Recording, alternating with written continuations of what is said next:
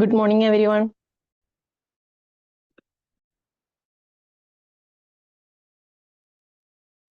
Good morning. Morning. Good morning. Good morning, madam. Good morning. Good morning. Morning. Morning, madam. Good morning. Happy morning. Walaikum salam.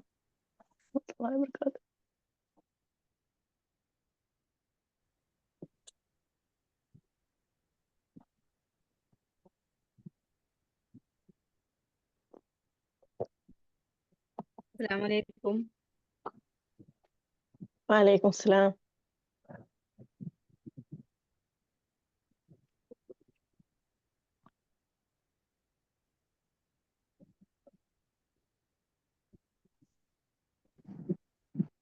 എന്നും പറയുന്നവരെ എല്ലാവരും video ഓണാക്കുക. Okay,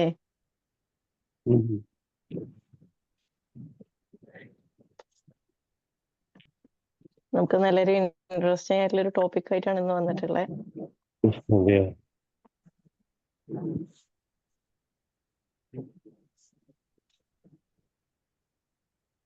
അപ്പൊ അതുകൊണ്ട് തന്നെ video ഓണാക്കുക, മാക്സിമം ഇന്ററാക്റ്റീവ് ആകുക.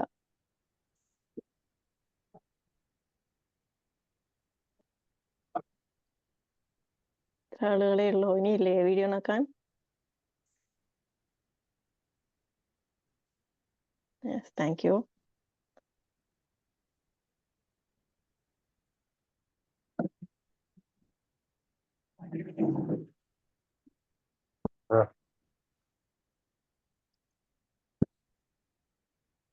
ഇങ്ങോട്ട് തന്നെ.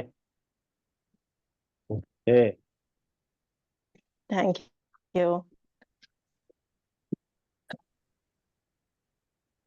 അമ്മേ ഇങ്ങോട്ട് തന്നെ. Okay, thank you so much. ഒരുപാട് പേരായി അല്ലേ? ഇനിയുണ്ട് കേട്ടോ. എല്ലാവരും മാക്സിമം പറ്റുന്നവരെല്ലാം ഓണാക്കുക. അപ്പോഴേ ലൈവ്ലി ആയിട്ടുള്ള ഒരു സെഷൻ നമുക്ക് ഉണ്ടാവുള്ളൂ.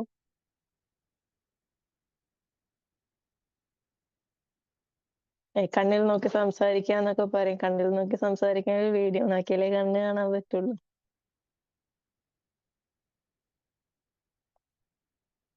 വീഡിയോ നോക്കാതെ കിട്ടൂല.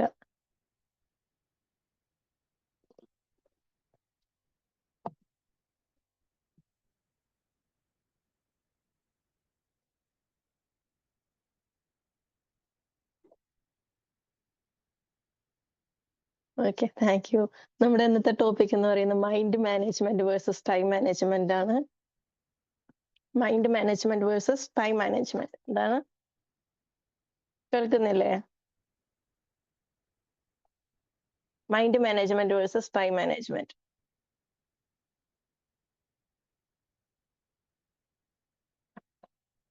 ഓക്കെ, ക്ലിയർ ആണോ? ക്ലിയർ ആണോ? അതെ അതെ. ക്ലിയർ ആണോ? Yes, okay. Mind management versus time manage. നമ്മളെപ്പോഴും ടൈം മാനേജ്മെന്റ്, നമുക്ക് ടൈം മാനേജ് ചെയ്യാൻ ശരിയാവുന്നില്ല. അത് കൃത്യമായിട്ട് വേണം അല്ലേ? മുമ്പും ഇവിടെ പറഞ്ഞിട്ടുണ്ട് ടൈം മാനേജ്മെന്റ് പറ്റി ഒരു സെഷൻ വേണമെന്ന്. അപ്പൊ ടൈം മാനേജ്മെന്റ് മാത്രമായിട്ട് ഒരു സെഷൻ എടുക്കുന്നതിന്റെ മുൻപ് ഇതിന്റെ എല്ലാം ഡിഫറൻസ് എന്താന്ന് അറിയണല്ലോ. എല്ലാത്തിന്റെയും ഒരു മൊത്തത്തിലുള്ള ഒരു ഐഡിയ, ഒരു ധാരണ എന്താന്ന് അറിഞ്ഞതിന് ശേഷം പിന്നെ അതിലേക്ക് ഇറങ്ങുമ്പോഴേ ഉള്ളൂ നല്ല രീതിയിൽ അത് മനസ്സിലാവുള്ളൂ. നമ്മൾ ഇത്രയും സമയം പറഞ്ഞുകൊണ്ടിരുന്ന കൂടുതൽ നമ്മൾ എടുത്ത ടോപ്പിക് മൈൻഡ് മാനേജ്മെന്റിനെ പറ്റിയായിരുന്നു. മനസ്സിനെ എങ്ങനെ നിയന്ത്രിക്കാം, മനസ്സിനെ എങ്ങനെ മാനേജ് ചെയ്യാം അല്ലേ? ഇതൊക്കെയായിരുന്നു നമ്മുടെ അധിക ടോപ്പിക്കിലുള്ള നമ്മുടെ അധിക കാര്യങ്ങളും അതായിരുന്നു ഉൾക്കൊണ്ടിരുന്നത്. അപ്പൊ അതും സമയത്ത് എങ്ങനെ മാനേജ് ചെയ്യുന്നു, ഇത് തമ്മിലുള്ള വ്യത്യാസം എന്താന്നുള്ളത് നമ്മൾ ആദ്യം മനസ്സിലാക്കണം. എന്താണ് മൈൻഡ് മാനേജ്മെന്റ് എന്ന് മനസ്സിലാക്കണം, എന്താണ് ടൈം മാനേജ്മെന്റ് എന്ന് മനസ്സിലാക്കണം, ഇത് തമ്മിലുള്ള വ്യത്യാസങ്ങൾ എന്താന്ന് മനസ്സിലാക്കണം. അതിനുശേഷം വേണം കൃത്യമായി ടൈം മാനേജ്മെന്റിനെ പറ്റിയിട്ട് നമുക്ക് പഠിക്കണമെങ്കിൽ.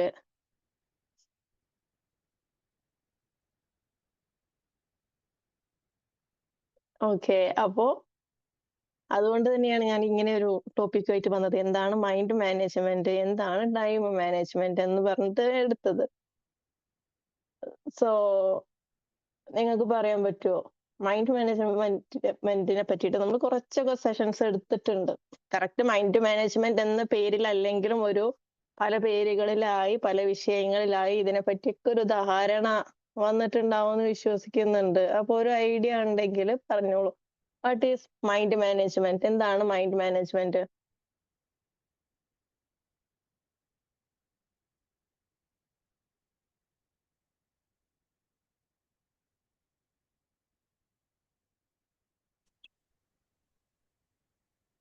ഓക്കെ, പറഞ്ഞോളൂ. നമ്മളെ മനസ്സ് നിയന്ത്രിക്കാതെ മനസ്സിനെ നമ്മൾ നിയന്ത്രിക്കുക. യെസ്. നമ്മുടെ മനസ്സിനെ എങ്ങനെയൊക്കെ നമുക്ക് നിയന്ത്രിക്കാൻ പറ്റും, അല്ലെങ്കിൽ നമുക്ക് എങ്ങനെ കൈകാര്യം ചെയ്യാൻ പറ്റും എന്നുള്ളതാണ് മൈൻഡ് മാനേജ്മെന്റ് എന്ന് പറയുന്നത്. നമ്മുടെ ചിന്തകള്, ഇമോഷൻസ്, മൈൻഡ് സെറ്റ്, അല്ലേ? പലതരത്തിലുണ്ട്. നമ്മുടെ ചിന്തകളുണ്ട്, നമുക്ക് വരുന്ന ഇമോഷൻസ് ഉണ്ട്, നമുക്ക് മൈൻഡ് സെറ്റ് ഉണ്ട്. അതായത് ഗ്രോത്ത് മൈൻഡ് സെറ്റും ഫിക്സഡ് മൈൻഡ് സെറ്റും ഒക്കെ അതിന്റെ ഭാഗമാണ്. നമ്മൾ അതിനൊക്കെ പറ്റിയിട്ട് ഒരു 2 days സെഷൻസ് തന്നെ എടുത്തിട്ടുണ്ട്. What is growth mind set and fixed mind set എന്ന് പറഞ്ഞിട്ട്. അല്ലേ, ഓർമ്മയല്ലേ സെഷൻസ് എടുത്തതൊക്കെ? അപ്പോ ഇതാണ് മൈൻഡ് മാനേജ്മെന്റ് എന്ന് പറയുന്നത്. ടൈം മാനേജ്മെന്റ് എന്ന് പറഞ്ഞാൽ എന്താണ്? മൈൻഡ് മാനേജ്മെന്റ് എന്ന് പറയുന്നത് ഇന്റേണൽ ആണ്, ഉള്ളിലോട്ടാണ്. ടൈം മാനേജ്മെന്റ് എന്ന് പറയുന്നത് പുറത്തേക്കാണ് കാണുക, അത് പുറത്തോട്ട് ചെയ്യുന്നതാ. What is that? നമുക്ക് കുറെ ടാസ്കുകള്, നമുക്ക് കുറെ സമയങ്ങള്, അല്ലെ, മണിക്കൂറുകള്, മിനിറ്റുകള്, സെക്കൻഡ്സ്, എല്ലാത്തിനും വാല്യൂ ആണ്. ഡെഡ് ലൈൻസ്, അല്ലെ, കൃത്യസമയം എത്ര സമയത്തിന്റെ ഉള്ളിൽ തീർക്കണം, അല്ലെ? ഡെഡ് ലൈൻ ഇടുന്നു, ഇത്ര മണിക്കൂറിന്റെ ഉള്ളിൽ കുറെ ടാസ്കുകൾ നമ്മൾ സ്പ്ലിറ്റ് ചെയ്തിടുന്നു.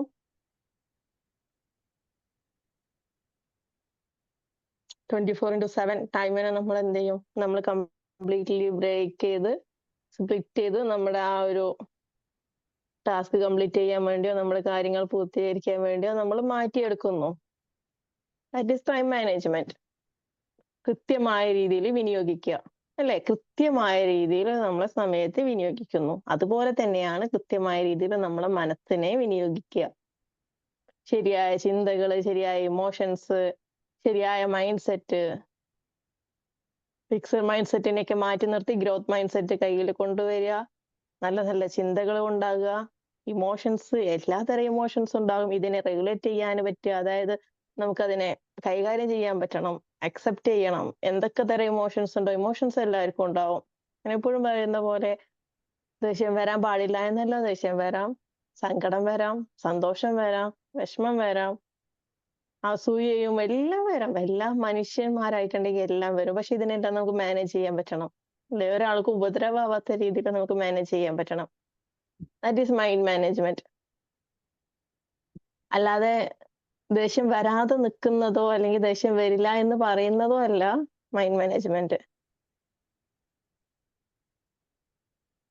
കാട് കയറി ചിന്തിച്ചു പോവില്ല എന്നല്ല, പക്ഷെ ഇതിനെല്ലാം നമുക്ക് മാനേജ് ചെയ്യാൻ പറ്റണം. അതിന് എക്സ്പയറി ഡേറ്റ് കൊടുക്കണം. ഒരു സ്ഥലത്തിന്റെ അപ്പുറത്തോട്ട് നമുക്കത് പോവാൻ വിടാതെ നമുക്ക് പിടിച്ചു നിർത്താൻ പറ്റണം. നമുക്കും മറ്റുള്ളവർക്കും അതൊരു ബുദ്ധിമുട്ടാവാത്ത രീതിയിൽ അതിനെ പിടിച്ചു നിർത്താൻ പറ്റണം. ഓക്കെ, 35 നമുക്ക് മനസ്സിലാവുന്നുണ്ടോ? നമുക്ക് ഇതിനെല്ലാം നമുക്ക് പിടിച്ചു നിർത്താൻ പറ്റണം. That is mind management.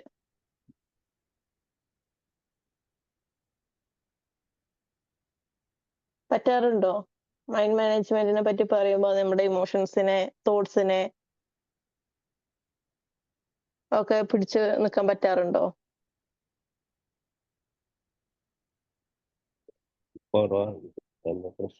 Regulate ചെയ്യാനോ അല്ലെങ്കിൽ മാനേജ് ചെയ്യാൻ പറ്റാറുണ്ടോ? കുറവാണ്. കുറവാണ്. Then what about? പരമാവധിയൊക്കെ പറ്റുന്നുണ്ട്. പറ്റുന്നവരുണ്ട്, കുറച്ച് അതിന് ബുദ്ധിമുട്ടുന്നവരുണ്ട്, ഈസിയായി കൈകാര്യം ചെയ്യുന്നവരുണ്ട്, അല്ലെ? എല്ലാം നമുക്ക് കൃത്യമായ പ്രാക്ടീസിലൂടെ, നമ്മുടെ ഇച്ഛാശക്തിയിലൂടെയൊക്കെ നമുക്ക് മാറ്റാൻ പറ്റും.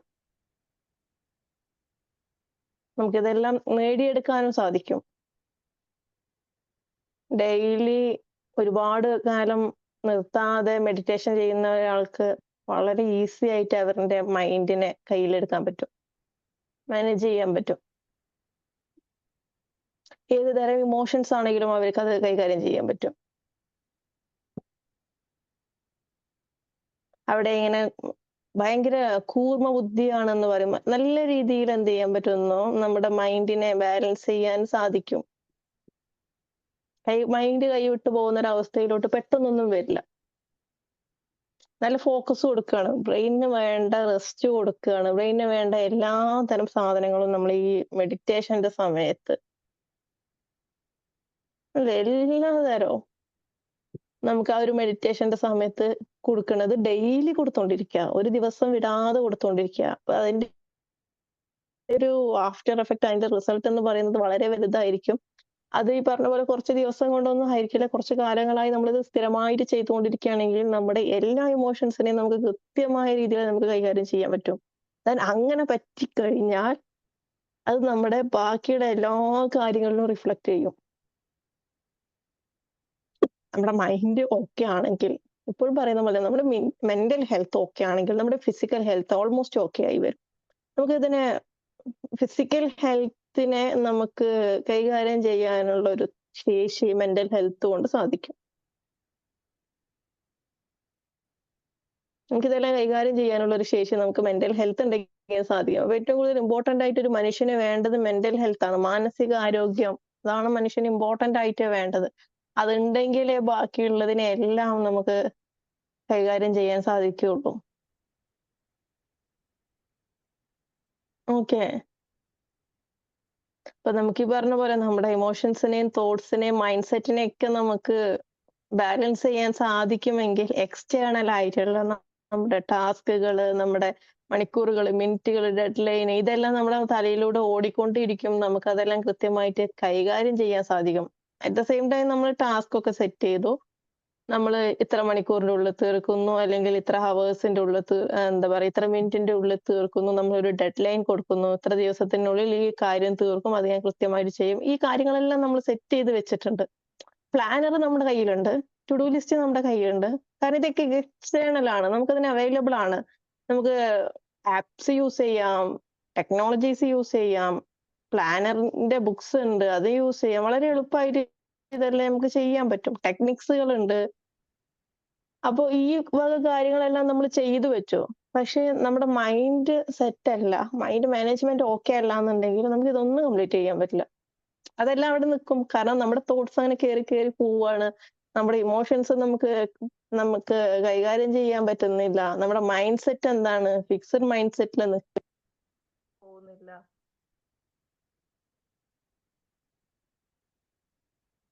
ഓക്കെ, ഫിക്സഡ് മൈൻഡ് സെറ്റ് ആണ്. ഗ്രോത്ത് മൈൻഡ് സെറ്റിലോട്ട് നമ്മുടെ മൈൻഡ് സെറ്റും പോകുന്നില്ല. ഒഡിബിൾ ആണോ? ക്ലിയർ ആണോ?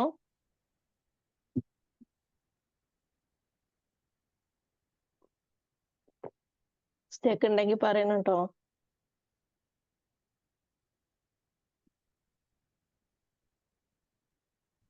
അപ്പൊ അങ്ങനെ സംഭവിക്കുമ്പോ നമ്മുടെ മൈൻഡ് അവിടെ സ്റ്റെക്കായി നിൽക്കുമ്പോ നമ്മളിവിടെ സെറ്റ് ചെയ്ത് വെച്ചിട്ടുള്ള ഒരു കാര്യവും നമുക്ക് പൂർത്തീകരിക്കാൻ സാധിക്കില്ല.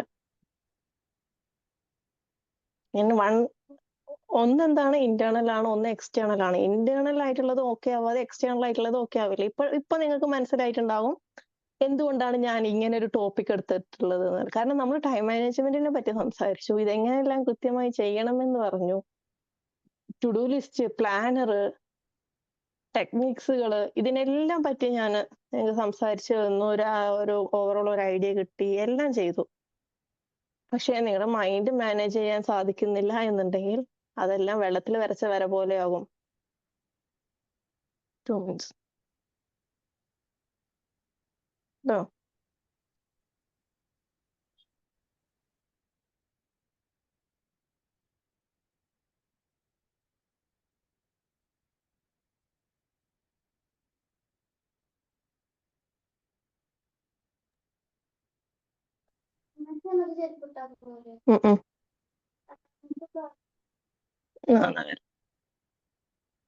അപ്പൊ ഏകദേശം ഒരു ഐഡിയ, ധാരണ കിട്ടിയിട്ടുണ്ടാവും എന്താണെന്നുള്ളത് അല്ലേ? നമ്മള് ഇങ്ങനെയെല്ലാം ഞാൻ ചെയ്തു തന്നു, അല്ലെങ്കിൽ ഒരു ഐഡിയ, ഓവറോൾ ഐഡിയ തന്നു, നിങ്ങൾ ഇതെല്ലാം സെറ്റ് ചെയ്തു, പ്ലാനറും ടു ഡു ലിസ്റ്റും എല്ലാം സെറ്റ് ചെയ്ത് വെച്ചിരിക്കുകയാണ്. മൈൻഡ് ഓക്കെ അല്ലെങ്കിൽ ഇതെല്ലാം അവിടെ വെള്ളത്തിൽ വരച്ച വര പോലെ കിടക്കുകയാണ്.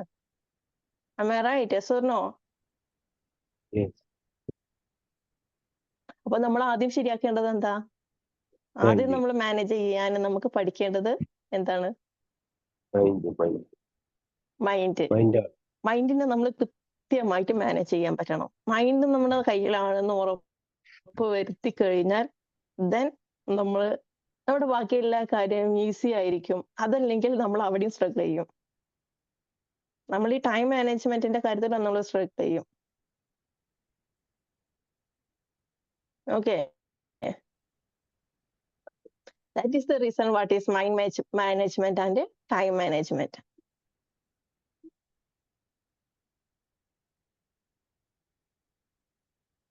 ഇതിന് ഇപ്പൊ നിങ്ങളുടെ റിയൽ ലൈഫിൽ എന്തെങ്കിലും എക്സാമ്പിൾസ് പറയാനുണ്ടെങ്കിൽ പറയാൻ പറ്റുമെന്ന് ശ്രമിച്ചു നോക്കിക്കേ. ഈ പറഞ്ഞ പോലെ എല്ലാം സെറ്റ് ചെയ്ത് വെച്ചു. എല്ലാം സെറ്റ് ചെയ്ത് വെക്കുമ്പോ മൈൻഡ് ഓക്കെ ആയതുകൊണ്ട് ഇതെല്ലാം ഈസി ആയി പോകുന്നു. അതല്ലെങ്കിൽ മൈൻഡ് ഓക്കെ അല്ലാത്തതുകൊണ്ട് ഇതെല്ലാം സ്റ്റക്ക് ആയി നിൽക്കുന്നു. ഇങ്ങനെ ഒരു എക്സാമ്പിൾ പറയാനുണ്ടെങ്കിൽ പറയാൻ ശ്രമിച്ചു നോക്കിയേ. കാരണം നമ്മളെല്ലാം ഓരോ ഏരിയയിൽ ഓരോ ഇതിൽ ഫോക്കസ് ചെയ്ത് വർക്ക് ചെയ്യുന്ന ആളുകളാണ് അല്ലേ? അപ്പൊ ഇതുമായിട്ട് ബന്ധപ്പെട്ട് എന്തെങ്കിലും എക്സാമ്പിൾസ് പറയാനുണ്ടെങ്കിൽ ഒന്ന് ശ്രമിച്ചു നോക്കിയേ. അപ്പൊ നമുക്കത് കേൾക്കുന്നവർക്കും ഓഡിയൻസിനും എല്ലാം കുറച്ചും കൂടി ഹെൽപ്ഫുൾ ആയിരിക്കും. എക്സാമ്പിൾ വെച്ച് പറയുമ്പോൾ, റിയൽ ലൈഫ് എക്സാമ്പിൾസ് വെച്ച് പറയുമ്പോൾ. ഹലോ. യെസ്, ഞാന് ഒരു 5 minutes ടൈം തരാം. ഈ 5 minutesന്റെ ഉള്ളില് ആർക്കൊക്കെ എക്സാമ്പിൾസ് പറയാൻ പറ്റുമോ അവർക്കൊക്കെ പറയാം. ഓക്കെ, ഞാൻ പറയട്ടെ. നമ്മളെ ഓക്കെ പറഞ്ഞു. കേട്ടെ, നമ്മളൊരു സമയം നിശ്ചയിച്ച് നമ്മളെ മൈൻഡ് ഓക്കെ ആണെങ്കിൽ നമുക്ക് സമയത്ത് നമ്മളിപ്പോ ഇന്നലെയൊക്കെ ഞാൻ രാത്രി 2 മണിക്കാ കിടന്നു, എന്നാലും ആ 4 മണിക്ക് എണീക്കേണ്ട സമയത്ത് നമ്മൾ ഉണരാൻ പറ്റും. യെസ്, ഞാൻ പറയാം. സമയം 2 കൃത്യമായി എന്നാലും ആരോഗ്യത്തോ ആ സമയം ഉറങ്ങാത്ത സമയം നമുക്ക് ഉറങ്ങിയിട്ടില്ല എന്ന് തോന്നുന്നില്ല. അങ്ങനെ നമ്മളാ ഈ ക്ലാസ് വന്നതിന്റെ ശേഷം അങ്ങനെയൊക്കെ ഒരു മെച്ചം ഉണ്ടായിട്ടുണ്ട്. അൽഹംദുലില്ലാ, അൽഹംദുലില്ലാ, അൽഹംദുലില്ലാ. ഓക്കെ. ഇനി നെക്സ്റ്റ്. ഹലോ. നെക്സ്റ്റ് പറഞ്ഞോളൂ, കേൾക്കുന്നുണ്ട്. ഈ ഭർത്താവിന് ഹാർട്ട് അറ്റാക്ക് വന്നപ്പോ ഞാൻ ശരിക്കും പരിഭ്രമിക്കേണ്ട സമയത്ത് ഞാൻ മൈൻഡ് വിചാരിച്ചു, ആദ്യം ഒരു ബ്രീത്തിങ് ചെയ്ത് എനിക്ക് സാധിക്കും. ഞാൻ സ്വന്തം ഉണ്ടായിരുന്നുള്ളൂ. ഒരു വണ്ടി ഹോസ്പിറ്റലിൽ പോകാൻ പറ്റി. പരിഭ്രമിക്കാതെ ശരിക്കും സാധാരണ സ്ത്രീകൾ കരഞ്ഞതാവില്ലേ, വിഷമിക്കില്ലേ നമ്മളൊക്കെ. പക്ഷേ ചെയ്യാൻ പറ്റിയെന്ന് ഒരു അഭിമാനമുണ്ട്. ഓക്കെ. എന്നിട്ട് അതിന്റെ ഭർത്താവ് എന്താ ഓൺ ദ റൂട്ടില് ഡെഡായി. പക്ഷെ എനിക്ക് ചെയ്യാൻ പറ്റുന്നത് ചെയ്തു. സമചിത്തതോടെ ചെയ്യാൻ പറ്റി. ഓക്കെ. അത് ഞാൻ മുമ്പ് പറഞ്ഞിട്ടുണ്ടായിരുന്നല്ലോ അല്ലേ? നമ്മള് ഇമോഷണൽ ഇംബാലൻസിന്റെ അല്ലെങ്കിൽ ഇമോഷണൽ ഇന്റലിജൻസിന്റെ ഇമോഷണൽ ബാലൻസ് ചെയ്യുക അല്ലെങ്കിൽ ഇമോഷണൽ ഇന്റലിജൻസിന്റെ ഒരു എക്സ്ട്രീം ലെവൽ, അല്ലെങ്കിൽ അത് കൃത്യമായിട്ടുള്ളവർക്ക് വർക്ക് ചെയ്യുന്നവർക്ക് വളരെ ഈസി ആയിട്ട് കൈകാര്യം ചെയ്യാൻ പറ്റുന്ന ഒരു കാര്യമാണ് ഇത്. നമ്മുടെ ഏത് തരം സാഹചര്യത്തെയും കൈകാര്യം ചെയ്യാൻ സാധിക്കും. നമ്മളവിടെ തളർന്നിരിക്കുക എന്നുള്ളതല്ല, ഇമോഷൻസ് ഉണ്ടാവില്ല എന്നല്ല. ഹ്യൂമൻസ് എല്ലാ തരം ഇമോഷൻസും എല്ലാവർക്കും ഉണ്ടാവും. പക്ഷെ നമുക്കതിനെ മാനേജ് ചെയ്യാൻ സാധിക്കുന്നു. നമുക്കതിനെ കൃത്യമായി മാനേജ് ചെയ്യാൻ സാധിക്കുന്നു. അതുപോലെ തന്നെ നമുക്ക് വരുന്ന ആ ഒരു ബുദ്ധിമുട്ട് എന്താണോ ആ ഒരു സമയത്ത് നമ്മൾ അവിടെ എടുക്കേണ്ട ആക്ഷൻസ് കൃത്യമായി എടുക്കാൻ സാധിക്കുന്നു.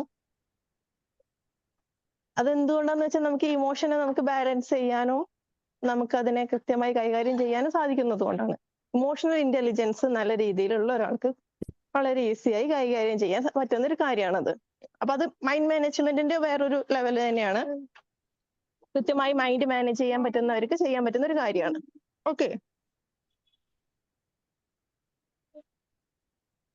ഇനി നെക്സ്റ്റ് വേറൊരാൾക്ക് കൂടി പറയാനുണ്ടെങ്കിൽ പറഞ്ഞോളൂ.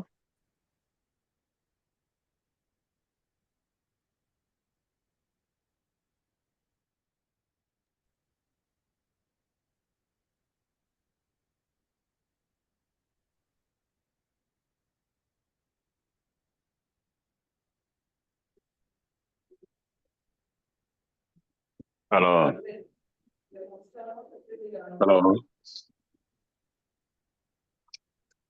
യെസ്, പറഞ്ഞോളൂ.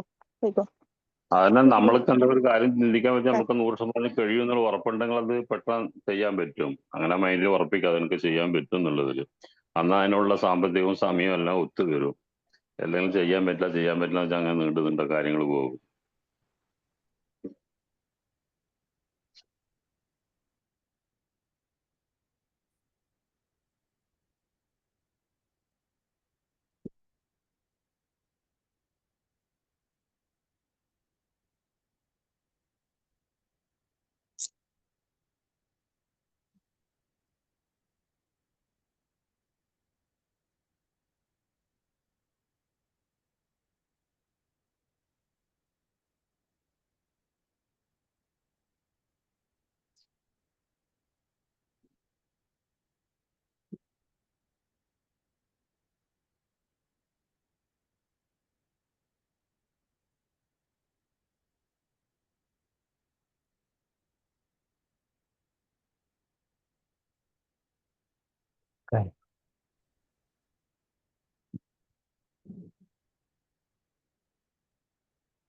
ഓക്കെ, ക്ലിയർ അല്ലേ?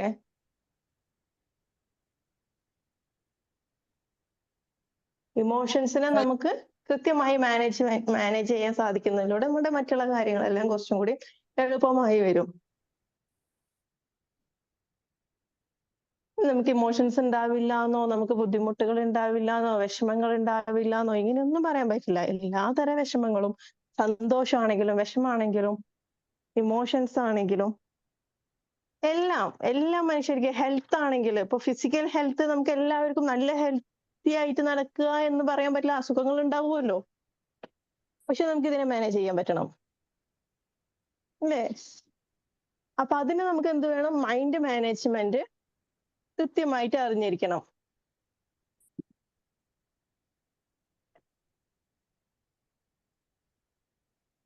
ഓക്കെ, അപ്പൊ അങ്ങനെ വരുന്ന സാഹചര്യങ്ങളിൽ ഈ പറഞ്ഞ പോലെ തോട്ട്സ്, ഇമോഷൻസ്, മൈൻഡ് സെറ്റ് ഇതിനെല്ലാം കൃത്യമായി മാനേജ് ചെയ്യുന്നു.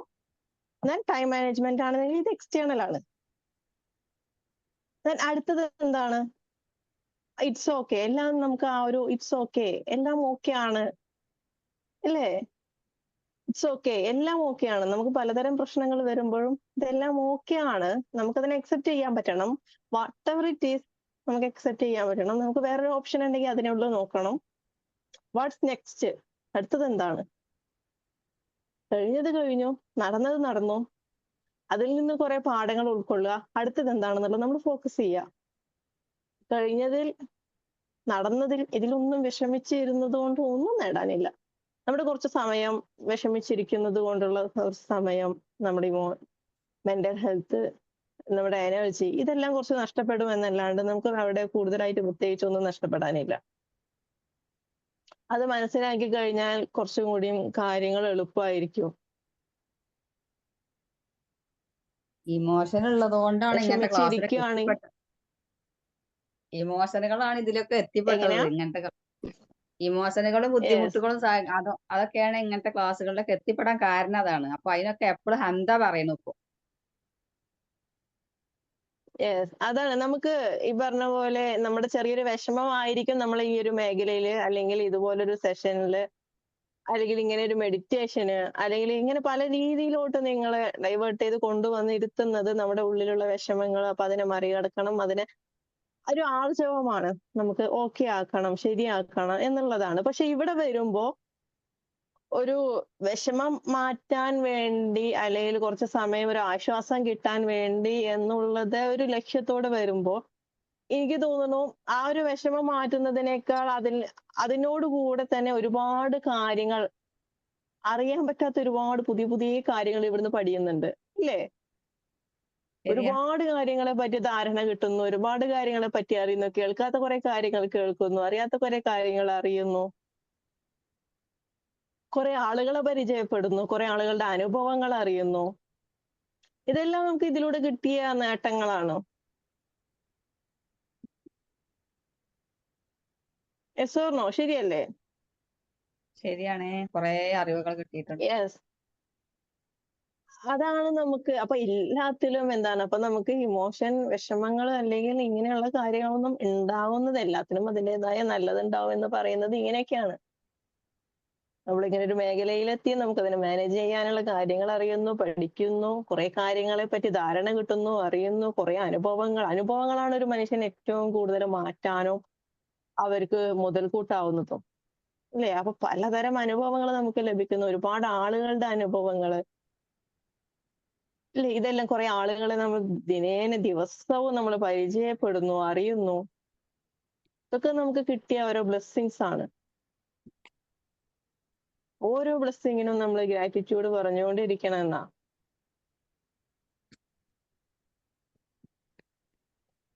അങ്ങനെ ബ്ലെസ്സിങ്സിന് ഗ്രാറ്റിറ്റ്യൂഡ് പറഞ്ഞുകൊണ്ടിരിക്കുമ്പോൾ നമുക്ക് നഷ്ടപ്പെട്ടു പോയതിനെ പറ്റി നമ്മൾ വിഷമിച്ചിരിക്കുന്നത് നമുക്ക് കുറഞ്ഞു വരും. കാരണം നമുക്ക് ഈ അനുഗ്രഹങ്ങളെ എണ്ണാനേ സമയം ഉണ്ടാവുള്ളൂ. ഓരോ കുഞ്ഞു കുഞ്ഞു കാര്യങ്ങളും നമ്മുടെ അനുഗ്രഹങ്ങളാണെങ്കിൽ അതിനെപ്പറ്റി എണ്ണാനേ നമുക്ക് സമയം ഉണ്ടാവുള്ളൂ. അപ്പൊ ചെറിയ കാര്യങ്ങളൊക്കെ നമ്മൾ വിട്ടു പോകും. നമ്മുടെ മൈൻഡ് ഡൈവേർട്ട് ചെയ്ത് നല്ല നല്ല ചിന്തകളിലേക്ക്, നല്ല നല്ല പ്രവർത്തികളിലേക്കൊക്കെ നമുക്ക് പോകാൻ സാധിക്കും. ഹാപ്പിനെസ് ആദ്യമൊക്കെ മഴ അല്ലേ? വരുമ്പോത്തിന് എന്ത് മഴയത് അങ്ങനെ, അല്ലെങ്കിൽ വെയിലാണെങ്കിൽ എന്ത് ചൂടാത് അങ്ങനെ ആരെങ്കിലും പറയുമ്പോത്തിന് ദേഷ്യം. അങ്ങനെയൊക്കെ പറയാൻ പാടില്ല എന്ന് പറയാൻ തുടങ്ങി ഞാൻ. മറ്റത് ഞാനൊക്കെ അതിൽ ഉൾപ്പെട്ടിരുന്ന ആളായിരുന്നു. അതെ, സാധാരണ നടക്കുന്ന ഒരു കാര്യമാണ്. മഴ പെയ്താ ഭയങ്കര മഴയാണ്, എന്തൊരു ഒടുക്കത്തെ മഴയാ, വല്ലാത്തൊരു ശല്യായി അല്ലേ? ഒന്ന് വെയിൽ വെച്ചാൽ മതി എന്ന് വെയിലാണെങ്കിലും അങ്ങനെ തന്നെ. പറയും. വെയിൽ വന്നാലെയോ ആ ഒടുക്കത്തെ വെയിൽ, ഒടുക്കത്തെ ചൂട്, അതിനെയും നമ്മൾ കുറെ ശപിക്കും. ഇനി ഇത് മഴ രണ്ടും കുറച്ച് ഇല്ലെങ്കിൽ നേരത്തെ പെയ്താല് അതിനും മഴ എന്തെങ്കിലും കുറച്ച് നേരത്തെ പെയ്താ പറയും ആ പെയ്യാനുള്ള മഴയൊക്കെ ഇപ്പൊ പെയ്തു പോകുവാണ് പറയും. ആ അതെ. ഇനി ഇത് രണ്ടുമില്ല, കാറ്റാണെങ്കിൽ അപ്പോഴും കാറ്റിനും കുറെ ചപ്പും ചവറും മുന്നിലിടണു, അങ്ങനെയാണ് ഇങ്ങനെയാണ്, കറണ്ട് പോയി, അതായി ഇതായി, പലതരം കാരണങ്ങള്, മരം വീണു അല്ലേ? അപ്പൊ ഇതെല്ലാം സമയബന്ധിതമായിട്ട് നടക്കേണ്ട കാര്യങ്ങൾ. അത് കൃത്യമായി അവര് ചെയ്തോളും. നമ്മൾ ആരും ചാവി കൊടുത്ത് തിരിക്കുന്നതല്ല ഇതൊന്നും. അതൊക്കെ ഓൾറെഡി ബിൽട്ട് ആണ്. അതവിടെ കൃത്യമായി എന്താണ് സംവിധാനം ചെയ്ത് വെച്ച കാര്യങ്ങൾ നടന്നുകൊണ്ടിരിക്കുകയാണ്. നമ്മുടെ ആരുടെയും കയ്യിലല്ല ഇതൊന്നും. നമ്മളെയൊക്കെ സംവിധാനം ചെയ്ത പോലെ തന്നെ സംവിധാനം ചെയ്ത് വെച്ചൊരു കാര്യമാണ് അതെല്ലാം. അപ്പൊ അതെല്ലാം കൃത്യമായി അവിടെ നടന്നുകൊണ്ടിരിക്കും. അതിനെ നമ്മൾ കുറെ ശപിച്ച്, അല്ലെങ്കിൽ നമ്മൾ അങ്ങനെയാക്കി ഇങ്ങനെയാണെന്ന് പറഞ്ഞ് നമ്മുടെ എനർജി ലോസ് ചെയ്ത് അല്ലേ? എന്താവശ്യത്തിനാ?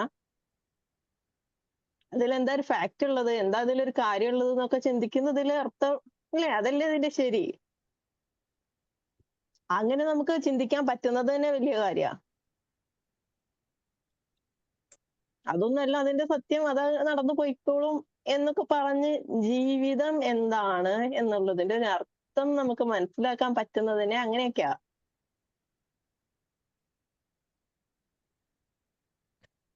Yes or no? ശരിയല്ലേ?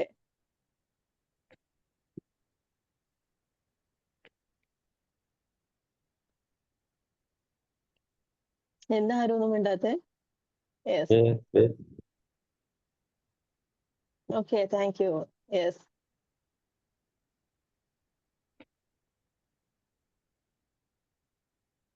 ഇതാണ് ഈ പറഞ്ഞ പോലെ. അടുത്തത് എന്താണ്? അപ്പൊ നമ്മള് thank you so much. Definitely, തീർച്ചയായിട്ടും. ഓക്കെ.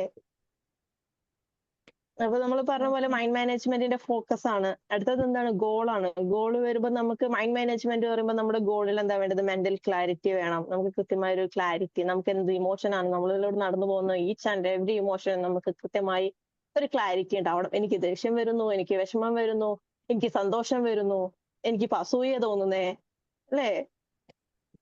വാട്ടർ ഇറ്റ് ഈസ്, ഏതാണെങ്കിലും അതിനൊരു ക്ലാരിറ്റി നമുക്ക് ഉണ്ടായിരിക്കണം. ദെൻ ഇമോഷണൽ കൺട്രോൾ, അതിനെ നമുക്ക് കൺട്രോൾ ചെയ്യാൻ പറ്റണം. അസൂയ തോന്നാൻ പാടില്ല എന്നല്ല, മനുഷ്യനാണ്, ഇതെല്ലാം ഉണ്ടാവും. ദേഷ്യം വരും, മനുഷ്യനാണ്.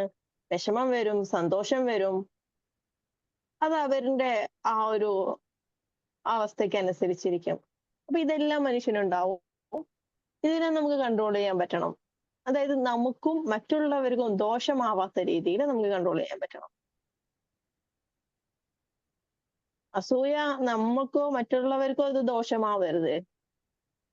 അത് വന്നു, അതുപോലെ പോണം, അങ്ങനെ വിട്ടുപോണം, കൈ പിടിച്ചോണ്ട് വെക്കരുത്. ദേഷ്യമാണെങ്കിലും അങ്ങനെ തന്നെയാ. നമുക്കും അത് ദോഷമാവരുത്, നമ്മുടെ ഒപ്പമുള്ളവർക്കും അതിനെ ദോഷമായി മാറരുത്. ദേഷ്യം ഒരു വിഴുങ്ങി ഇപ്പോ നല്ലതാ, നെല്ലിക്ക കഴിക്കും പിന്നെ മധുരിക്കുന്നതാ. അതെ, അമീർ സാറിന്റെ നല്ല നല്ല കവിതകൾ ഡെയിലി നമുക്ക് ഓരോ സെഷൻസിലും കേൾക്കാൻ സാധിക്കുന്നുണ്ട് അല്ലേ? വളരെ സന്തോഷം കേൾക്കുമ്പോ.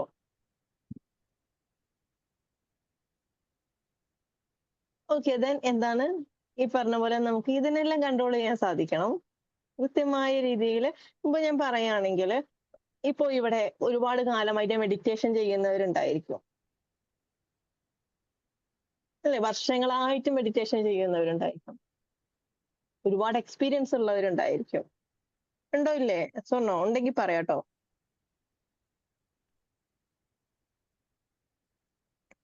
എനിക്കൊരു കാര്യം ചോദിക്കാൻ വേണ്ടിയിട്ടായിരുന്നു. വർഷങ്ങളായിട്ട് മെഡിറ്റേഷൻ ചെയ്യുന്ന, ശീലമുള്ള, സ്ഥിരമായി ചെയ്യുന്ന ആളുകൾ. യെസ്, പറഞ്ഞോളൂ.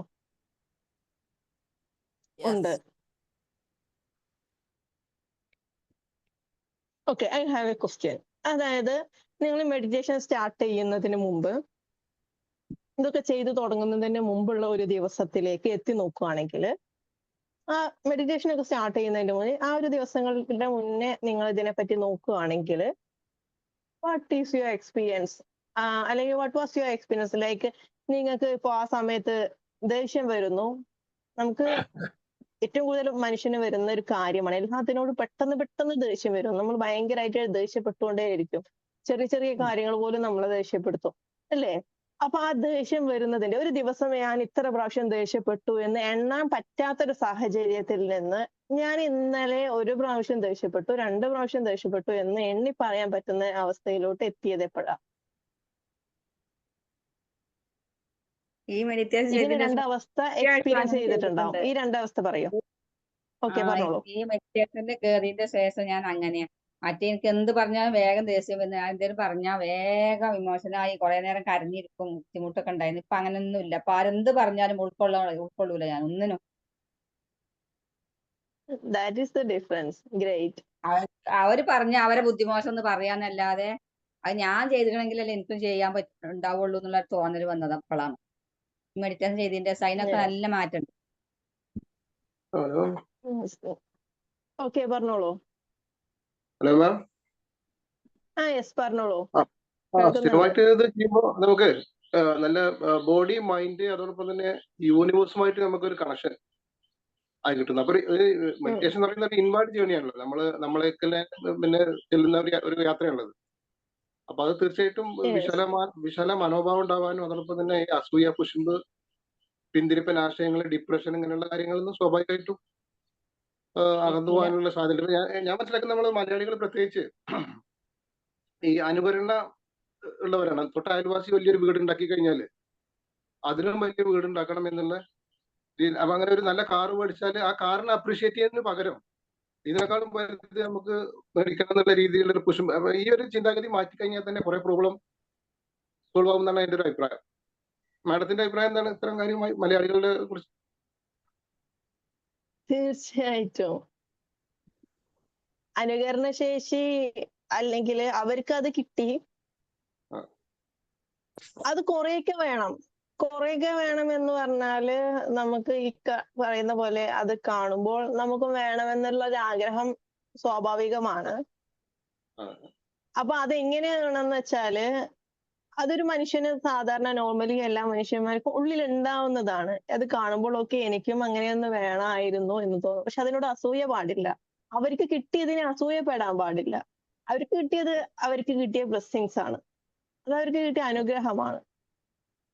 അതിന് നമ്മൾ നന്ദി പറയാം. അവർക്ക് അങ്ങനെ കിട്ടിയല്ലോ എന്നുള്ള നന്ദി പറയാം. ദെൻ നമുക്കത് ലഭിക്കണമെങ്കിൽ നമ്മളതിനെ ഹാർഡ് വർക്ക് ചെയ്യണം, അതിനെ റിയലൈസ് ചെയ്യാം, നമ്മളതിനെ വർക്ക് ചെയ്യണം, നമ്മളതിന് പ്രയത്നിക്കണം. അവർക്കത് കിട്ടി, അതിനെ ഇല്ലാതാക്കുക, അല്ലെങ്കിൽ എനിക്കത് ഏത് വിധേനയും വേണം, സോ ഞാൻ എന്ത് വില കൊടുത്തും അതെല്ലാം ഞാൻ നേടും, അവരുടെ മുന്നിൽ കാണിക്കാൻ വേണ്ടി. അങ്ങനെയല്ല, എനിക്ക് സന്തോഷം കിട്ടാൻ വേണ്ടി, എനിക്കതുപോലെ ഒരു അനുഗ്രഹം കിട്ടാൻ വേണ്ടി, എനിക്ക് ഉപയോഗിക്കാൻ വേണ്ടി എനിക്ക് ഇതെല്ലാം വേണം. ഇതാണ് അതിന്റെ ഡിഫറൻസ്. ഇത് വേണം മനുഷ്യന്. അത് കാണുമ്പോൾ നമുക്കൊരു മോട്ടീവാണ്. അപ്പൊ അങ്ങനെ വേണമെന്നൊരു ആഗ്രഹം തോന്നിക്കഴിഞ്ഞാൽ അങ്ങനെയൊക്കെ വളർച്ച ഉണ്ടാവുള്ളൂ. അല്ലെ? ഓരോന്ന് കാണുമ്പോഴല്ലേ നമുക്കും അതുപോലെ ആവണം എന്നുള്ളത് ചിന്തയൊക്കെ വരും. പക്ഷേ അത് അവരെ നശിപ്പിക്കാനാവരുത്. അവർക്ക് കിട്ടിയ ബ്ലെസ്സിങ്സ് ആണ്. ആ ബ്ലെസ്സിങ്സിന് നമ്മൾ പരാതി പറയാൻ പാടില്ല. അത് ബ്ലെസ്സിങ് ആണ്. ബ്ലെസ്സിങ്ങിന് എന്തിനാ നമ്മൾ പരാതി പറയണം? നമുക്ക് ബ്ലെസ്സിങ് കിട്ടണം. അല്ലേ? അതുപോലൊരു ബ്ലെസ്സിങ് നമുക്ക് കിട്ടണമെങ്കിൽ നമ്മൾ അതിൽ ഫോക്കസ് ചെയ്യണം, നമ്മൾ അതിന് വർക്ക് ചെയ്യണം, നമ്മൾ അതിന് പ്രയത്നിക്കണം, നമുക്ക് കിട്ടും എന്നുള്ളൊരു കുറച്ച് വിശ്വാസം വേണം. അത് അവരെ കാണിക്കാൻ വേണ്ടിയോ കണ്ടോ നിങ്ങൾക്ക് അത് കിട്ടി, അതിനേക്കാൾ വലുത് എനിക്ക് കിട്ടി, ഇപ്പൊ നിങ്ങൾ ആരായി, ഇങ്ങനെയല്ല. അവരെ കാണിക്കാൻ വേണ്ടി, അവരെ മുന്നിൽ വലിയ ആളാവാൻ വേണ്ടിയല്ല, നമ്മുടെ സന്തോഷത്തിന് വേണ്ടി, നമുക്ക് ഉപയോഗിക്കാൻ വേണ്ടി, നമുക്ക് അനുഗ്രഹങ്ങൾ കിട്ടുന്നു, അതിന് നമ്മൾ നന്ദി പറയുന്നു. ഈ രീതിയിൽ പോകാം. ഇതാണ് വേണ്ടത്. പക്ഷെ സ്വാഭാവികമായിട്ടും നടക്കുന്നത് അവര് വലിയ വീട് കഴിക്കുക, അപ്പൊ അതിനേക്കാൾ വലുത് ഞാൻ കയറ്റണം, അപ്പൊ എൻ്റെത് പൊളിച്ചിട്ടാണെങ്കിലും വേണ്ടില്ല. ആ ഒരു മനോഭാവം അത് ശരിയല്ല, തീർച്ചയായിട്ടും ശരിയല്ല. ഇതിന്റെ ആ ഒരു പ്രവൃത്തി മോശമല്ല. അവര് വാങ്ങി നമുക്ക് വാങ്ങാം, പക്ഷെ അതിന്റെ ഉള്ളിലുള്ള മനോഭാവം, ചിന്താഗതി, ഇതാണ് മാറ്റേണ്ടത്. ആ ഒരു മൈൻഡ് സെറ്റിനെയാണ് മാറ്റേണ്ടത്. അവര് വാങ്ങിയത് കൊണ്ട് നമുക്ക് വാങ്ങാതിരിക്കേണ്ടെന്നല്ല, നമുക്ക് ആഗ്രഹം വരാം, നമുക്ക് വാങ്ങുകയും ചെയ്യാം. പക്ഷെ നമ്മുടെ ഉള്ളിലെ മൈൻഡ് സെറ്റ്, നമ്മുടെ ചിന്താഗതി, അതൊരു അസൂയയോടുകൂടി അവരെ ദോഷമാക്കുന്ന രീതിയില് ഇല്ലേ, അങ്ങനെ ആവരുത്. നമ്മുടെ സന്തോഷം, നമുക്ക് കിട്ടുന്ന ബ്ലെസ്സിങ്സ്, ഇതിനുള്ള അനുഗ്രഹങ്ങൾ കിട്ടുന്നു, അതിന് നമ്മൾ നന്ദി പറയുന്നു. അവർക്ക് കിട്ടുന്നതിനെയും നമ്മൾ നന്ദി പറയണം. അവർക്കും കിട്ടിയത് ബ്ലെസ്സിങ് ആണല്ലോ, ആ ബ്ലെസ്സിങ്സിനെ നമ്മൾ നന്ദി പറയണം. അവിടെ നമുക്ക് സമാധാനം കിട്ടും, സന്തോഷം കിട്ടും. മേഡം അതോടൊപ്പം തന്നെ നമ്മള് സ്ഥിരമായിട്ട് ഒരു ചെറിയ കാര്യം പറയാലോ. ഹലോ, ഇപ്പൊ നമ്മള് ഇതുപോലെ ക്ലാസ് സ്ഥിരമായിട്ട് കേൾക്കുന്ന ആളുകള്, നമ്മൾ ഇതിൽ ഇങ്ങനെ പല സംഭാഷണങ്ങൾ കേൾക്കുമ്പോൾ മനസ്സിലാവും, നല്ല ഒരു റീപ്രോഗ്രാമാണ്. ആളുകൾ നല്ലൊരു അവസ്ഥയിലേക്ക് മാറിക്കൊണ്ടിരിക്കുന്നു. മെഡിറ്റേഷനും പിന്നെ അതിന് കണ്ടിന്യൂസ് ആയിട്ട് ക്ലാസ് കൂടി കിട്ടുമ്പോൾ ഒരു പൂർവ്വസ്ഥിതിയും ഇപ്പോഴത്തെ നിലവിലുള്ള സ്ഥിതിയും നോക്കുമ്പോൾ ഒരുപാട് മാറ്റങ്ങൾ ഈ പല ഇതിൽ സംഭാഷണങ്ങൾ കേൾക്കുമ്പോൾ ഒരു റീപ്രോഗ്രാമിങ്, അവരൊരു പോസിറ്റീവ് വൈബ്രേഷനിലേക്ക് മാറുന്നുണ്ടെന്നാണ്. അപ്പൊ അവര് ഇതിൽ പങ്കെടുക്കുന്ന ആളുകൾ സ്ഥിരമായിട്ട് മെഡിറ്റേഷൻ കൂടി ചെയ്തു കഴിഞ്ഞാല് പിന്നെ ഓഫ്ലൈൻ ക്ലാസ്സുകൾ അതുപോലെ തന്നെ മറ്റ് പിന്നെ ഇതുണ്ടല്ലോ പെയ്ഡ് ആയിട്ടുള്ളതൊക്കെ പങ്കെടുത്തു കഴിഞ്ഞാൽ കംപ്ലീറ്റ്ലി അവർ മാറും എന്നുള്ള ഒരു ട്രാൻസ്ഫോം, ഒരു റീപ്രോഗ്രാം നടക്കുമെന്നുള്ളതാണ്. പഴയ നെഗറ്റിവിറ്റിയിൽ നിന്നും പോസിറ്റീവ് മനോഭാവത്തിലേക്ക് വന്ന് അവർക്ക് നല്ല ലൈഫിൽ നല്ല ഹാപ്പിനെസ്സിലേക്ക്, ഒരു ജോയ്ഫുൾ സിറ്റുവേഷനിലേക്ക് വരുന്നുണ്ട് എന്നുള്ളതാണ് പല അമീർ ഖാൻ അങ്ങനെ പോലുള്ള പല ആളുകൾ ഇതിൽ കേൾക്കുന്നുണ്ട്. അതുപോലെ തന്നെ പല ലേഡീസ് എല്ലാം സംസാരിക്കുന്നത് അതാണ് മനസ്സിലാകുന്നത്. അപ്പൊ ഏതായാലും മാഡത്തിന്റെ class thank you so much. അതാണ് ഞാൻ മുമ്പ് പറഞ്ഞത്. ആ ഒരു മെഡിറ്റേഷൻ കാലങ്ങളായിട്ട് ചെയ്യുന്നവർ തമ്മിലുള്ള ഡിഫറൻസ്, അന്നും ഇപ്പോഴും ചെയ്യുന്നതിന് മുമ്പ് ഇപ്പോഴും തമ്മിലുള്ള ഡിഫറൻസ് ഞാൻ ചോദിച്ചു, ഇങ്ങനെയല്ലേ സംഭവിക്കുന്നത് എന്നുള്ളത്. അത് മനസ്സിലാവാൻ വേണ്ടിയാ. നമ്മള് മെഡിറ്റേഷന്റെ എത്രത്തോളം എഫക്റ്റ് നമുക്ക് ലഭിക്കുന്നുണ്ട് എന്ന് മനസ്സിലാവണമെങ്കിൽ ആ ഡിഫറൻസ് നമ്മൾ നോക്കണം. What is the difference? എന്താണ് നടന്നുകൊണ്ടിരിക്കുന്ന വ്യത്യാസം? അന്ന് എങ്ങനെ ആയിരുന്നു ചെയ്യുന്നതിന് മുമ്പ്, ഇന്ന് എങ്ങനെയാണ്? ആ ഒരു വ്യത്യാസം, അത് ഞാൻ ഇന്നലെ മെഡിറ്റേഷൻ ചെയ്തു, ഞാൻ ഇന്ന് മെഡിറ്റേഷൻ ചെയ്തു, ഞാനിപ്പോ 4-5 ദിവസമായിട്ട് ചെയ്യുന്നുണ്ട്, വലിയ വ്യത്യാസമൊന്നും കാണില്ല. നമ്മൾ സ്റ്റാർട്ട് ചെയ്തിട്ടുള്ളൂ. പക്ഷെ വർഷങ്ങളായിട്ട് ചെയ്യുന്നവർക്ക് ഈ വ്യത്യാസം കൃത്യമായി അറിയുള്ളൂ. നമ്മൾ ഏതൊരു കാര്യം അങ്ങനെ തന്നെയാണ്. നമുക്ക് ഇതിനെപ്പറ്റി ധാരണ കിട്ടുന്നു, അറിവ് കിട്ടുന്നു, നമ്മൾ മാറാൻ ശ്രമിക്കുന്നു. ഈ ഒരു മാറ്റം പ്രകടമായി നമ്മുടെ ഉള്ളിലും പുറത്തോട്ടും പ്രകടമായി പ്രതിഫലിക്കണം എന്നുണ്ടെങ്കിൽ തീർച്ചയായിട്ടും ഒരുപാട് വർഷങ്ങളുടെ പ്രാക്ടീസ് നമുക്ക് വേണം, എക്സ്പീരിയൻസ് നമുക്ക് വേണം. അപ്പോഴാണ് നമുക്ക് ബിഫോർ ആൻഡ് ആഫ്റ്റർ നമുക്കൊരു വ്യത്യാസം നമുക്ക് മനസ്സിലാക്കാൻ പറ്റുള്ളൂ. പെട്ടെന്നൊരു ദിവസം കൊണ്ട് മനസ്സിലാക്കാൻ സാധിക്കില്ല. നമ്മുടെ ഹാബിറ്റ് ആയിട്ട് മാറണം. അപ്പൊ നമുക്ക് ആ ഒരു വ്യത്യാസം മനസ്സിലാക്കാൻ സാധിക്കും. ആൻഡ് ആൾസോ ആ ഒരു വ്യത്യാസം മനസ്സിലാവുന്നത് നമുക്ക് കിട്ടുന്ന ഒരു സന്തോഷം, ആത്മസംതൃപ്തി എന്ന് പറയുന്നത് വളരെ വലുതായിരിക്കും. അല്ല, അങ്ങനെ വർഷങ്ങളായിട്ട് ചെയ്യണമെന്നില്ല മാഡം. അല്ല, ഞാനിപ്പം അല്ല വർഷങ്ങൾ എടുക്കൂല എന്ന് പറയാം ഇങ്ങനെ പിന്നെ അതിലേക്ക് വരാന് അല്ല ഞാനിപ്പോ ഒരു വർഷങ്ങൾ എടുക്കില്ല. 2 മിനിമം ഒരു 2 months എങ്കിലും കണ്ടിന്യൂസ് ആയിട്ട് ചെയ്യുമ്പോൾ കണ്ടിന്യൂഷൻ ആണ്, സ്റ്റെബിലിറ്റി ആണ്. യെസ് അതാണ് അത് കീപ്പ് ചെയ്ത് കഴിഞ്ഞാല് ഒരു 1-2 മാസം കൊണ്ടൊക്കെ Yes. അതിലേക്ക് വരുന്നുണ്ട്. മാറ്റം മൂഡൊക്കെ ഉണ്ടാവും. ചേഞ്ച് ആയി ജീവിതത്തിൽ നല്ലൊരു മാറ്റങ്ങൾ വരുന്നുണ്ട്. നമ്മള് മറ്റുള്ളവരെ അഭിമുഖീകരിക്കുമ്പോഴൊക്കെ ഉള്ള നമ്മുടെ എന്ത് സദസ്സിനെ അഭിമുഖീകരിക്കുന്ന ഒക്കെ തന്നെ നല്ലൊരു മാറ്റം കണ്ടു തുടങ്ങിയിട്ടുണ്ട് 2 മാസം കൊണ്ട് തന്നെ. Great, thanks to here.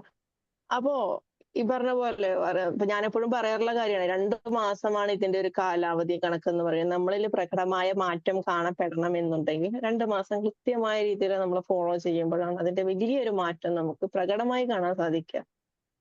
നമ്മുടെ ഹാബിറ്റ് ആയിട്ട് മാറാൻ നമുക്ക് ഹെൽപ്പ് ചെയ്യുന്ന ഒരു പീരീഡ് ആണ്. ആ സമയത്ത് നമുക്ക് അതിനുശേഷം നമുക്ക് മാറ്റങ്ങൾ കാണാൻ സാധിക്കും.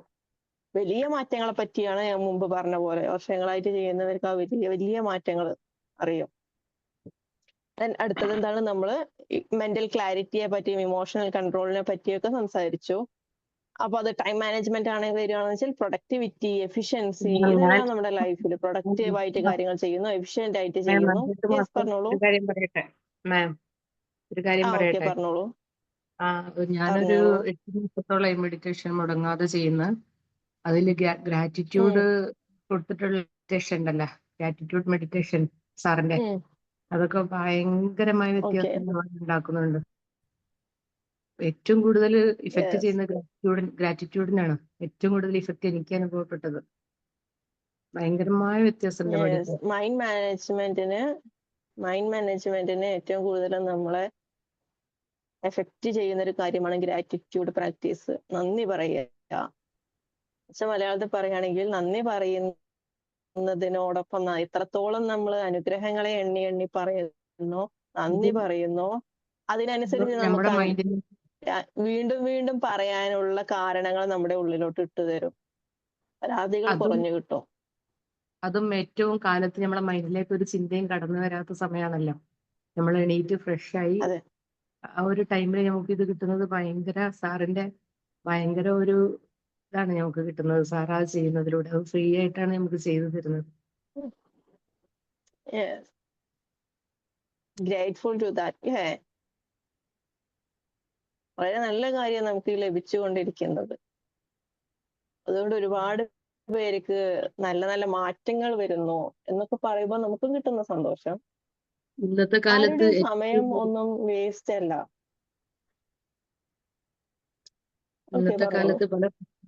ഇന്നത്തെ കാലത്ത് പല പ്രശ്നങ്ങളെ കൊണ്ട് നമുക്ക് പുറത്ത് പറയുന്നതും പറയാൻ പറ്റാത്തതുമായ പല പ്രശ്നങ്ങൾ കൊണ്ട് ബുദ്ധിമുട്ടുന്നവരാണ് പലരും.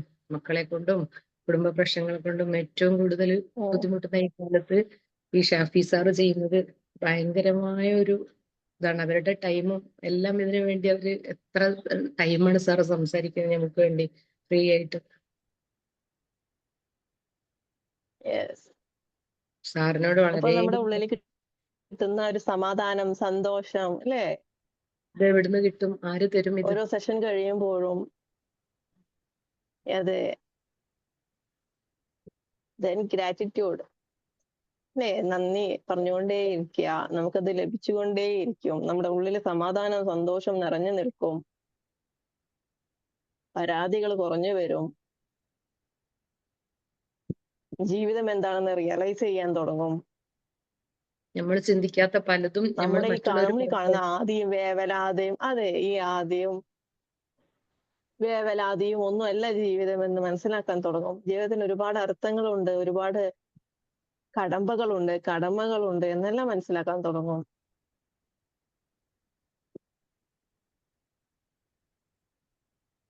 ഓക്കെ, നമ്മളിപ്പോ സംസാരിച്ചു കൊണ്ടിരുന്ന കാര്യങ്ങളൊക്കെ തന്നെയാണ് ഇതിന്റെ ടൂൾസ്. മൈൻഡ് മാനേജ്മെന്റിന്റെ ടൂൾസ് എന്തൊക്കെയാണ്? മെഡിറ്റേഷൻ ചെയ്യുക, ജേർണലിംഗ് ചെയ്യുക, CBT പറഞ്ഞാൽ കോഗ്നേറ്റീവ് ബിഹേവിയറൽ തെറാപ്പിയാണ്. ആ ഒരു തെറാപ്പി എന്ന് പറഞ്ഞു കഴിഞ്ഞാല് പല പേഴ്സണാലിറ്റി ഡിസോർഡേഴ്സിനും പലതരത്തിലുള്ള പ്രശ്നങ്ങൾക്കൊക്കെ നമുക്ക്, ട്രോമാസിനും ഒക്കെ നമുക്ക് എന്ത് ചെയ്യാൻ പറ്റുന്നതാണ്, യൂസ് ചെയ്യാൻ പറ്റുന്ന ഒരു തെറാപ്പിയാണ് CBT എന്ന് പറയുന്നത്. Then self talk. നമ്മൾ നമ്മുടെ സ്വന്തത്തിനോട് സ്വയം സംസാരിക്കുക. നമുക്ക് വരുന്ന എല്ലാ ഇമോഷൻസും എന്ത് തരം പ്രശ്നങ്ങളാണ് നമ്മൾ സ്വയം സംസാരിച്ച് നമ്മുടെ സ്വന്തത്തിനോട് നമ്മളോട് തന്നെ ചോദിക്കുക. നമ്മളിൽ നിന്ന് തന്നെ അതിന്റെ ഉത്തരം കിട്ടണം. നമ്മുടെ പ്രശ്നം എന്താണെന്നുള്ളത് നമ്മളോട് ചോദിച്ച് നമ്മൾ ഉത്തരം കണ്ടെത്തണം. മറ്റുള്ളവർ അത് ചിന്തിച്ച് മനസ്സിലാകുന്നതിനേക്കാൾ കുറച്ചും കൂടി എളുപ്പം അതായിരിക്കും. നമുക്ക് അറിയുന്നതിനേക്കാൾ കൂടുതൽ മറ്റൊരാൾക്ക് അറിയാൻ സാധിക്കില്ല. നമ്മൾ പറയില്ലേ, എനിക്ക് നിന്നേക്കാൾ കൂടുതൽ അല്ലെങ്കിൽ മറ്റാരേക്കാൾ കൂടുതൽ നിന്നെ ഞാൻ കൃത്യമായി അറിയുന്നു, നിന്നെ ഞാൻ മനസ്സിലാക്കുന്നു, സ്നേഹത്തിന്റെ പുറത്ത് പറയുന്നു. മനസ്സിലാക്കിയിട്ടുണ്ടാവും, ഇല്ല എന്നല്ല. പക്ഷേ മുഴുവനായി അയാളുടെ ആത്മാവ് ഹൃദയത്തിൽ തൊട്ടുകൊണ്ട് എല്ലാം അറിയാൻ ആർക്കും സാധിക്കില്ല. ഉള്ളിൽ എവിടെയെങ്കിലും ഒന്ന് പുറത്ത് ആരും അറിയാത്ത, അല്ലേ? അടുപ്പുകളായിട്ടുള്ള ആളുകൾക്ക് ആർക്കും, മനുഷ്യർക്ക് അത് സാധ്യമല്ല. അത് നമ്മളെ എന്താണെന്നുള്ളത് നമുക്കാണ് കൃത്യമായി അറിയുക. അത് നമുക്ക് അറിയണമെങ്കിൽ നമ്മൾ കൃത്യമായി നമ്മളോട് തന്നെ ചോദിക്കണം. സെൽഫ് അവയർനെസ്, നമ്മളെ പറ്റി നമുക്ക് നല്ല ധാരണ വേണം. ദെൻ ടൈം മാനേജ്മെന്റ് ആണെങ്കിലോ നമുക്ക് ഉപയോഗിക്കുന്ന ടൂൾസ് എന്താണ്? കലണ്ടേഴ്സ് യൂസ് ചെയ്യുന്നു, ടു ഡു ലിസ്റ്റ് യൂസ് ചെയ്യുന്നു, ടൈം ബ്ലോക്കിംഗ് ചെയ്യുന്നു, അല്ലേ?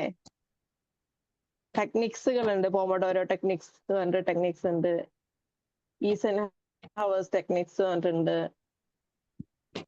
പൊമഡോരോ ടെക്നിക്സ് എന്ന് പറഞ്ഞാൽ ടൈം മാനേജ്മെന്റിന്റെ കൃത്യമായ സെഷൻ എടുക്കുമ്പോൾ ഞാൻ കൃത്യമായി പറഞ്ഞു തരുന്നുണ്ട്.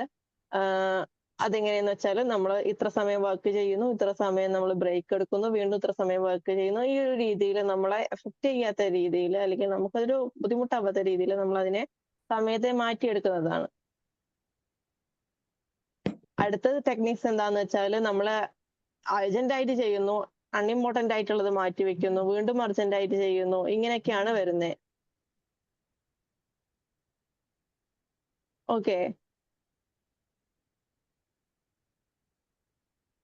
ഇങ്ങനെയൊക്കെയാണ് വരുന്നത്. ക്ലിയർ അല്ലേ?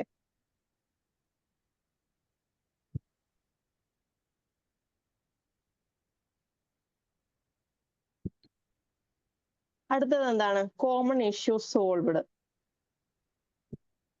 നമുക്ക് ഈ ഒരു കാര്യങ്ങൾ കൊണ്ട് മൈൻഡ് മാനേജ് ചെയ്യുന്നതിലൂടെ നമുക്ക് സോൾവ് ചെയ്യപ്പെടുന്ന ഇഷ്യൂസ് എന്തൊക്കെയാണ്? സ്ട്രെസ്, ആൻസൈറ്റി, പ്രോക്രാസ്റ്റിനേഷൻ, ഡിസ്ട്രാക്ഷൻസ്, ഇതെല്ലാം നമുക്ക് മൈൻഡ് മാനേജ് ചെയ്യുന്നതിലൂടെ മാറ്റാൻ സാധിക്കും. അപ്പൊ ഈ പറഞ്ഞ പോലെ നമുക്ക് ഈ ടൈം മാനേജ്മെന്റിൽ വരുന്ന പ്രശ്നമാണ് പ്രോക്രാസ്റ്റിനേഷൻ, നമുക്ക് വരുന്ന പ്രശ്നമാണ് ഡിസ്ട്രാക്ഷൻ, നമുക്ക് വരുന്ന പ്രശ്നമാണ്. ആൻസൈറ്റി കാരണം നമ്മൾ എത്ര ടൈം സെറ്റ് ചെയ്ത് വെച്ചാലും, നമ്മൾ എന്ത് ചെയ്ത് വെച്ചാലും നമുക്ക് അതിലോട്ട് കടന്നു പോകാൻ സാധിക്കാത്ത രീതിയിൽ നമ്മൾ ബ്ലോക്ക് ചെയ്ത് നിർത്തും. നമ്മുടെ സ്ട്രെസ് നമ്മളെ ബ്ലോക്ക് ചെയ്ത് നിർത്തും. നമ്മൾ ചെയ്യേണ്ട എല്ലാ കാര്യങ്ങളിൽ നിന്നും നമ്മളെ ബ്ലോക്ക് ചെയ്ത് നിർത്തും, നമുക്ക് ഉണ്ടാവുന്ന സ്ട്രെസ്സുകൾ. then ഇതിനെ മാനേജ് ചെയ്യാൻ പറ്റുകയാണെങ്കിൽ ബാക്കിയുള്ളതെല്ലാം ഈസി ആവും. ഓക്കെ, അപ്പോ ടൈം മാനേജ്മെന്റ് ആണെങ്കിലോ ഓവർലോഡ് ആയിട്ട് വർക്ക് വരുന്നതിന് നമുക്ക് എന്ത് ചെയ്യാൻ പറ്റും?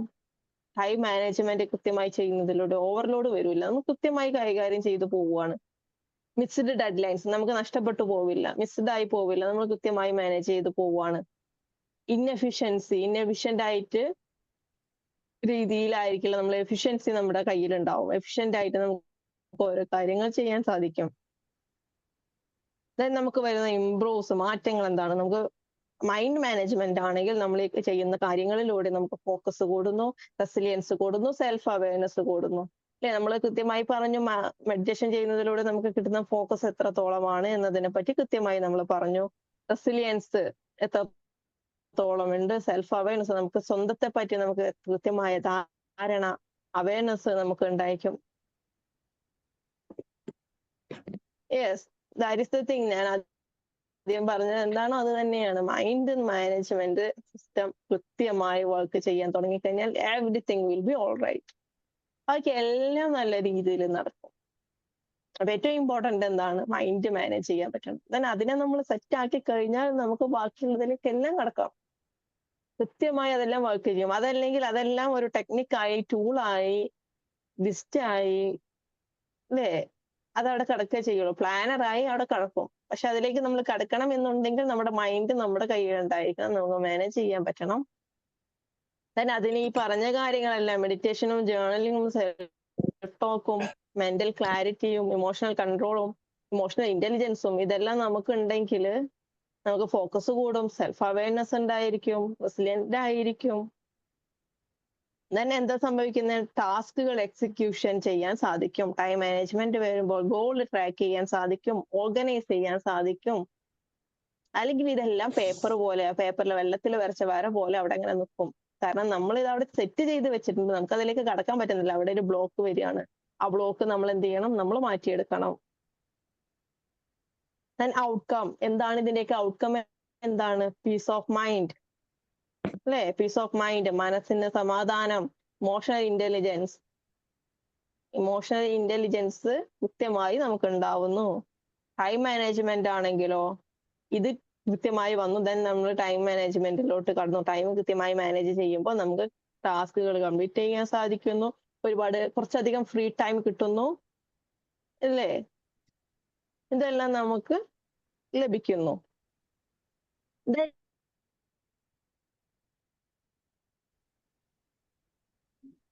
ബാലൻസ്ഡ് ഡെയിലി റുട്ടീൻ മൈൻഡ് ഞാൻ ജസ്റ്റ് ഒന്ന് പറഞ്ഞു തരാം.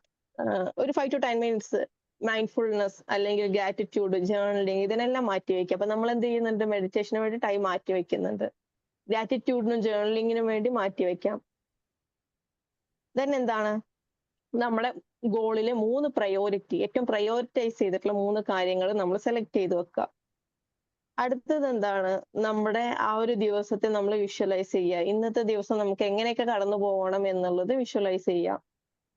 ദെൻ എന്താണ്? വർക്ക് ഡേ എന്ന് പറയുമ്പോൾ ടൈം നമ്മൾ കൃത്യമായി ഓരോ സമയത്തെ ഒരു 90 minutes വർക്ക് ചെയ്യുകയാണെങ്കിൽ 50 minutes എന്ത് ചെയ്യുക? ബ്രേക്ക് കൊടുക്കുക. പോമഡോറോ ടെക്നിക്സിൽ പറയുന്നത് പോലെയാണ്. നമ്മൾ ഇത്ര സമയം വർക്ക് ചെയ്യുമ്പോൾ ഇത്ര സമയം നമ്മൾ ബ്രേക്ക് കൊടുക്കണം. Then relax ആയിട്ടിരിക്കണം.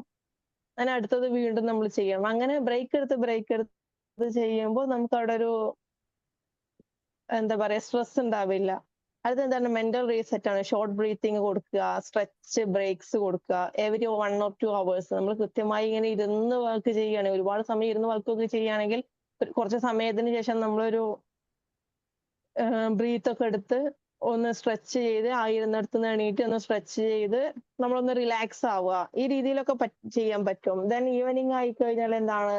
Reflect your emotions. നമുക്ക് വന്നിട്ടുള്ള ഇമോഷൻസിന് എന്തൊക്കെയാണെന്ന് നമുക്ക് തിരിഞ്ഞു നോക്കാം. ഡിസിഷൻസ്, നമ്മൾ എടുത്ത ഡിസിഷൻസ് ശരിയാണോ തെറ്റാണോ എന്നതെല്ലാം നമുക്ക് തിരിഞ്ഞു നോക്കാം. നമ്മുടെ തോട്ട്സ് ഡ്യൂറിങ് ദ ഡേ, ആ ഒരു ദിവസം കടന്നുപോയ ചിന്ത എന്തൊക്കെ തരം ചിന്തകളായിരുന്നു? ഗ്രോത്ത് ആയിരുന്നോ? ഫിക്സ്ഡ് ആയിരുന്നോ? ഇല്ലേ? അതിൽ മാറ്റം വരുത്തേണ്ടതുണ്ടോ എന്നൊക്കെ നമുക്ക് സെൽഫ് ടോക്ക് ചെയ്യാം, തിരിഞ്ഞു നോക്കാം, ചിന്തിക്കാം, ഉറപ്പുവരുത്താം. കൃത്യമായ ഫോക്കസ് ഉണ്ടെങ്കിൽ, കൃത്യമായ മെന്റൽ ക്ലാരിറ്റി ഉണ്ടെങ്കിൽ നമുക്ക് ഇതെല്ലാം സാധ്യമാകും. Then meditation, screen time relaxation, screen free relaxation. അതായത് നമുക്ക് കുറച്ച് സമയം സ്ക്രീനിനൊക്കെ മാറ്റി വെച്ചുകൊണ്ട്, കൂടുതലായിട്ട് ഈ ടെക്നോളജിയിൽ വർക്ക് ചെയ്യുന്നവരാണെങ്കിൽ കൂടുതൽ സമയം സ്ക്രീൻ ടൈം കൂടുതലുള്ളവരായിരിക്കും അല്ലേ? നമ്മൾ ഏറ്റവും കൂടുതൽ കണ്ടന്റ് ക്രിയേറ്റേഴ്സ് ആണെങ്കിൽ കണ്ടന്റിന് വേണ്ടി സ്ക്രീനിൽ പരത്തിക്കൊണ്ടിരിക്കും. മറ്റുള്ള വർക്ക്സ് ആണെങ്കിൽ ലാപ്പിന്റെ മുന്നിൽ തന്നെ ആയിരിക്കും കൂടുതൽ സമയം. ഇങ്ങനെ സ്ക്രീൻ ആയിരിക്കും കൂടുതൽ സമയം നമുക്ക് ഉണ്ടാവുക. നമുക്കത് ഒഴിവാക്കാൻ പറ്റില്ല. നമ്മുടെ ഉപജീവന മാർഗമാണ്, ഒഴിവാക്കാൻ സാധിക്കില്ല. പക്ഷെ ഒരു സമയം ഇത് മാറ്റി വെച്ചിരിക്കാൻ, കംപ്ലീറ്റ്ലി ഫ്രീ ആയി സ്ക്രീനിലേക്കൊന്നും നോക്കാതെ ഫ്രീ ആയിരിക്കാൻ പറ്റുന്ന സാഹചര്യങ്ങൾ നമുക്ക് ക്രിയേറ്റ് ചെയ്യാം. ഇങ്ങനെയൊക്കെ മൈൻഡിന് റിലാക്സ് കൊടുക്കാം. ദെൻ മൈൻഡ് റിലാക്സ് ആയി കഴിഞ്ഞാൽ നമുക്ക് കൃത്യമായി ഇമോഷൻ കൺട്രോൾ ചെയ്യാൻ സാധിക്കഴിഞ്ഞാൽ, കൃത്യമായി മെന്റൽ ക്ലാരിറ്റി ഉണ്ടെങ്കിൽ, ഫോക്കസ് ഉണ്ടായി കഴിഞ്ഞാൽ സ്ട്രെസ്സിനെയും ആൻസൈറ്റിയെയും പ്രോക്രാസ്റ്റിനേഷൻ, ഡിസ്ട്രാക്ഷൻസിനെയൊക്കെ നമുക്ക് കൺട്രോൾ ചെയ്യാൻ പറ്റിക്കഴിഞ്ഞാൽ നമ്മൾ ചെയ്തു വെച്ചിട്ടുള്ള ടൈം മാനേജ്മെന്റ്, നമ്മൾ ചെയ്തു വെച്ചിട്ടുള്ള to do list, calendars, planners ഇതെല്ലാം കൃത്യമായി പ്രവർത്തിക്കുന്നത് കാണാൻ സാധിക്കും. നമുക്ക് കാണാൻ സാധിക്കും, കൃത്യമായി പ്രവർത്തിച്ചു പോകുന്നത് കാണാൻ സാധിക്കും. അണ്ടർസ്റ്റാൻഡ്? മനസ്സിലാവുന്നുണ്ടോ? Yes or no?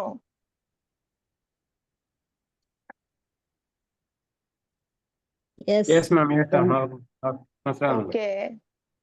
Okay, thank you. അപ്പൊ ഇത്രയും കാര്യങ്ങളാണ്. ഇപ്പൊ മൈൻഡ് മാനേജ്മെന്റ് എന്താണെന്നും ടൈം മാനേജ്മെന്റ് എന്താണെന്നും ഇത് തമ്മിലുള്ള വ്യത്യാസം എന്താണെന്നും ഇതിന്റെ ഇമ്പോർട്ടൻസ് എന്താണെന്നുള്ളതും ഏതാണ് ആദ്യം വേണ്ടത് എന്നുള്ളതും ഏത് ശരിയായി കഴിഞ്ഞാൽ ബാക്കിയുള്ളതെല്ലാം ശരിയാവും എന്നുള്ളതിൽ ഒറ്റ ഒരു ധാരണ കിട്ടിയിട്ടുണ്ടാവും. ഇനി നിങ്ങൾക്ക് ഡൗട്ട്സ് ഉണ്ടെങ്കിൽ ഡൗട്ട്സ് ചോദിക്കാം, എക്സ്പീരിയൻസ് ഉണ്ടെങ്കിൽ എക്സ്പീരിയൻസ് പറയാം,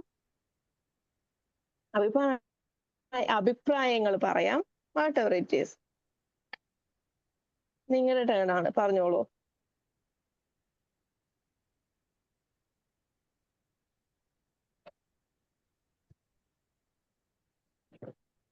ഞാൻ പറയട്ടെ, എനിക്ക് എന്തിനും ഏതിനും സമയമുണ്ട് ഇപ്പൊ. ഓക്കെ,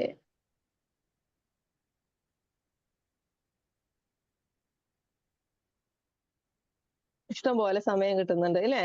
ശരിയാ. പിന്നെ കൃത്യമായി മാനേജ് ചെയ്യാൻ പോകാൻ സാധിക്കുന്നതിലൂടെ. ഒന്നിനൊരു കുറവ് വരുന്നില്ല. എന്താ നമ്മൾ വിചാരിച്ച സംഗതി അതേ സമയത്ത് അതേ സന്ദർഭത്തിൽ കിട്ടിയിരിക്കും. ഒരു ക്ലാസ് പോലെ ആണെങ്കിൽ ഞാൻ വിചാരിച്ചതായിരിക്കും അന്നത്തെ ക്ലാസ്. അങ്ങനെയാണ് ഇപ്പൊ വന്നത്. അപ്പൊ അങ്ങനെ ഓക്കെ, ഗ്രേറ്റ്.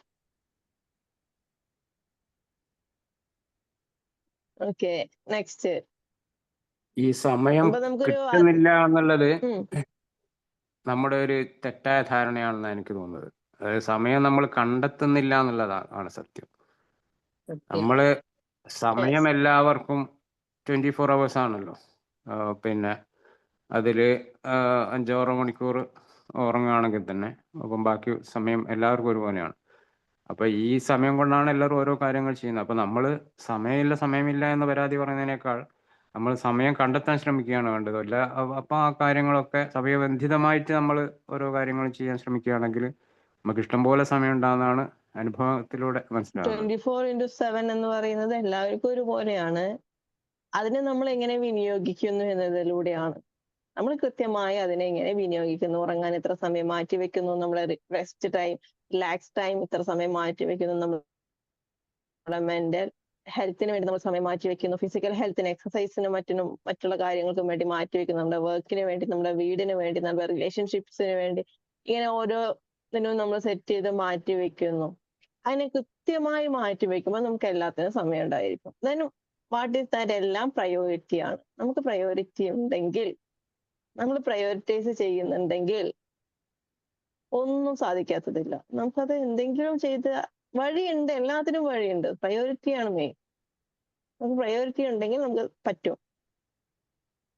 പറ്റില്ല, എനിക്ക് പറ്റില്ല എന്ന് വിചാരിച്ചിരുന്നാൽ ഒന്നും നടക്കാൻ പോകുന്നില്ല. സാധിക്കും എന്ന് വിചാരിച്ച് നമ്മൾ മുന്നോട്ട് ഇറങ്ങിക്കഴിഞ്ഞാൽ സാധിക്കും ചെയ്യും.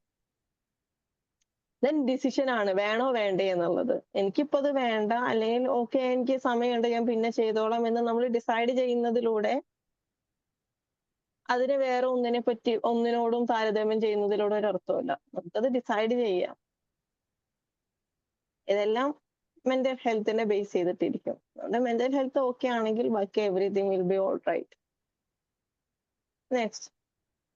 ഈ പ്രൊക്രാസ്റ്റിനേഷൻ ആണ് ഏറ്റവും വലിയ വില്ലൻ എന്നാണ് എനിക്ക് തോന്നുന്നത്. പ്രൊക്രാസ്റ്റിനേഷൻ നമ്മളെ വല്ലാതെ എല്ലാം ഇങ്ങനെ നീട്ടി വെച്ച് അങ്ങനെ പോകുമ്പോൾ എന്താ വെച്ചാൽ നമുക്കൊന്നും നടക്കാതെ വരും. ഇപ്പോൾ അതാ ഞാൻ പറഞ്ഞ സമയബന്ധിതമായിട്ട് ഒരു കാര്യം ചെയ്യാം. ടൈം ടേബിള് ഇപ്പോൾ പിന്നെ ഇത്ര സമയം മുതൽ ഇത്ര സമയം വരെ മെഡിറ്റേഷൻ, പിന്നെ കുറച്ച്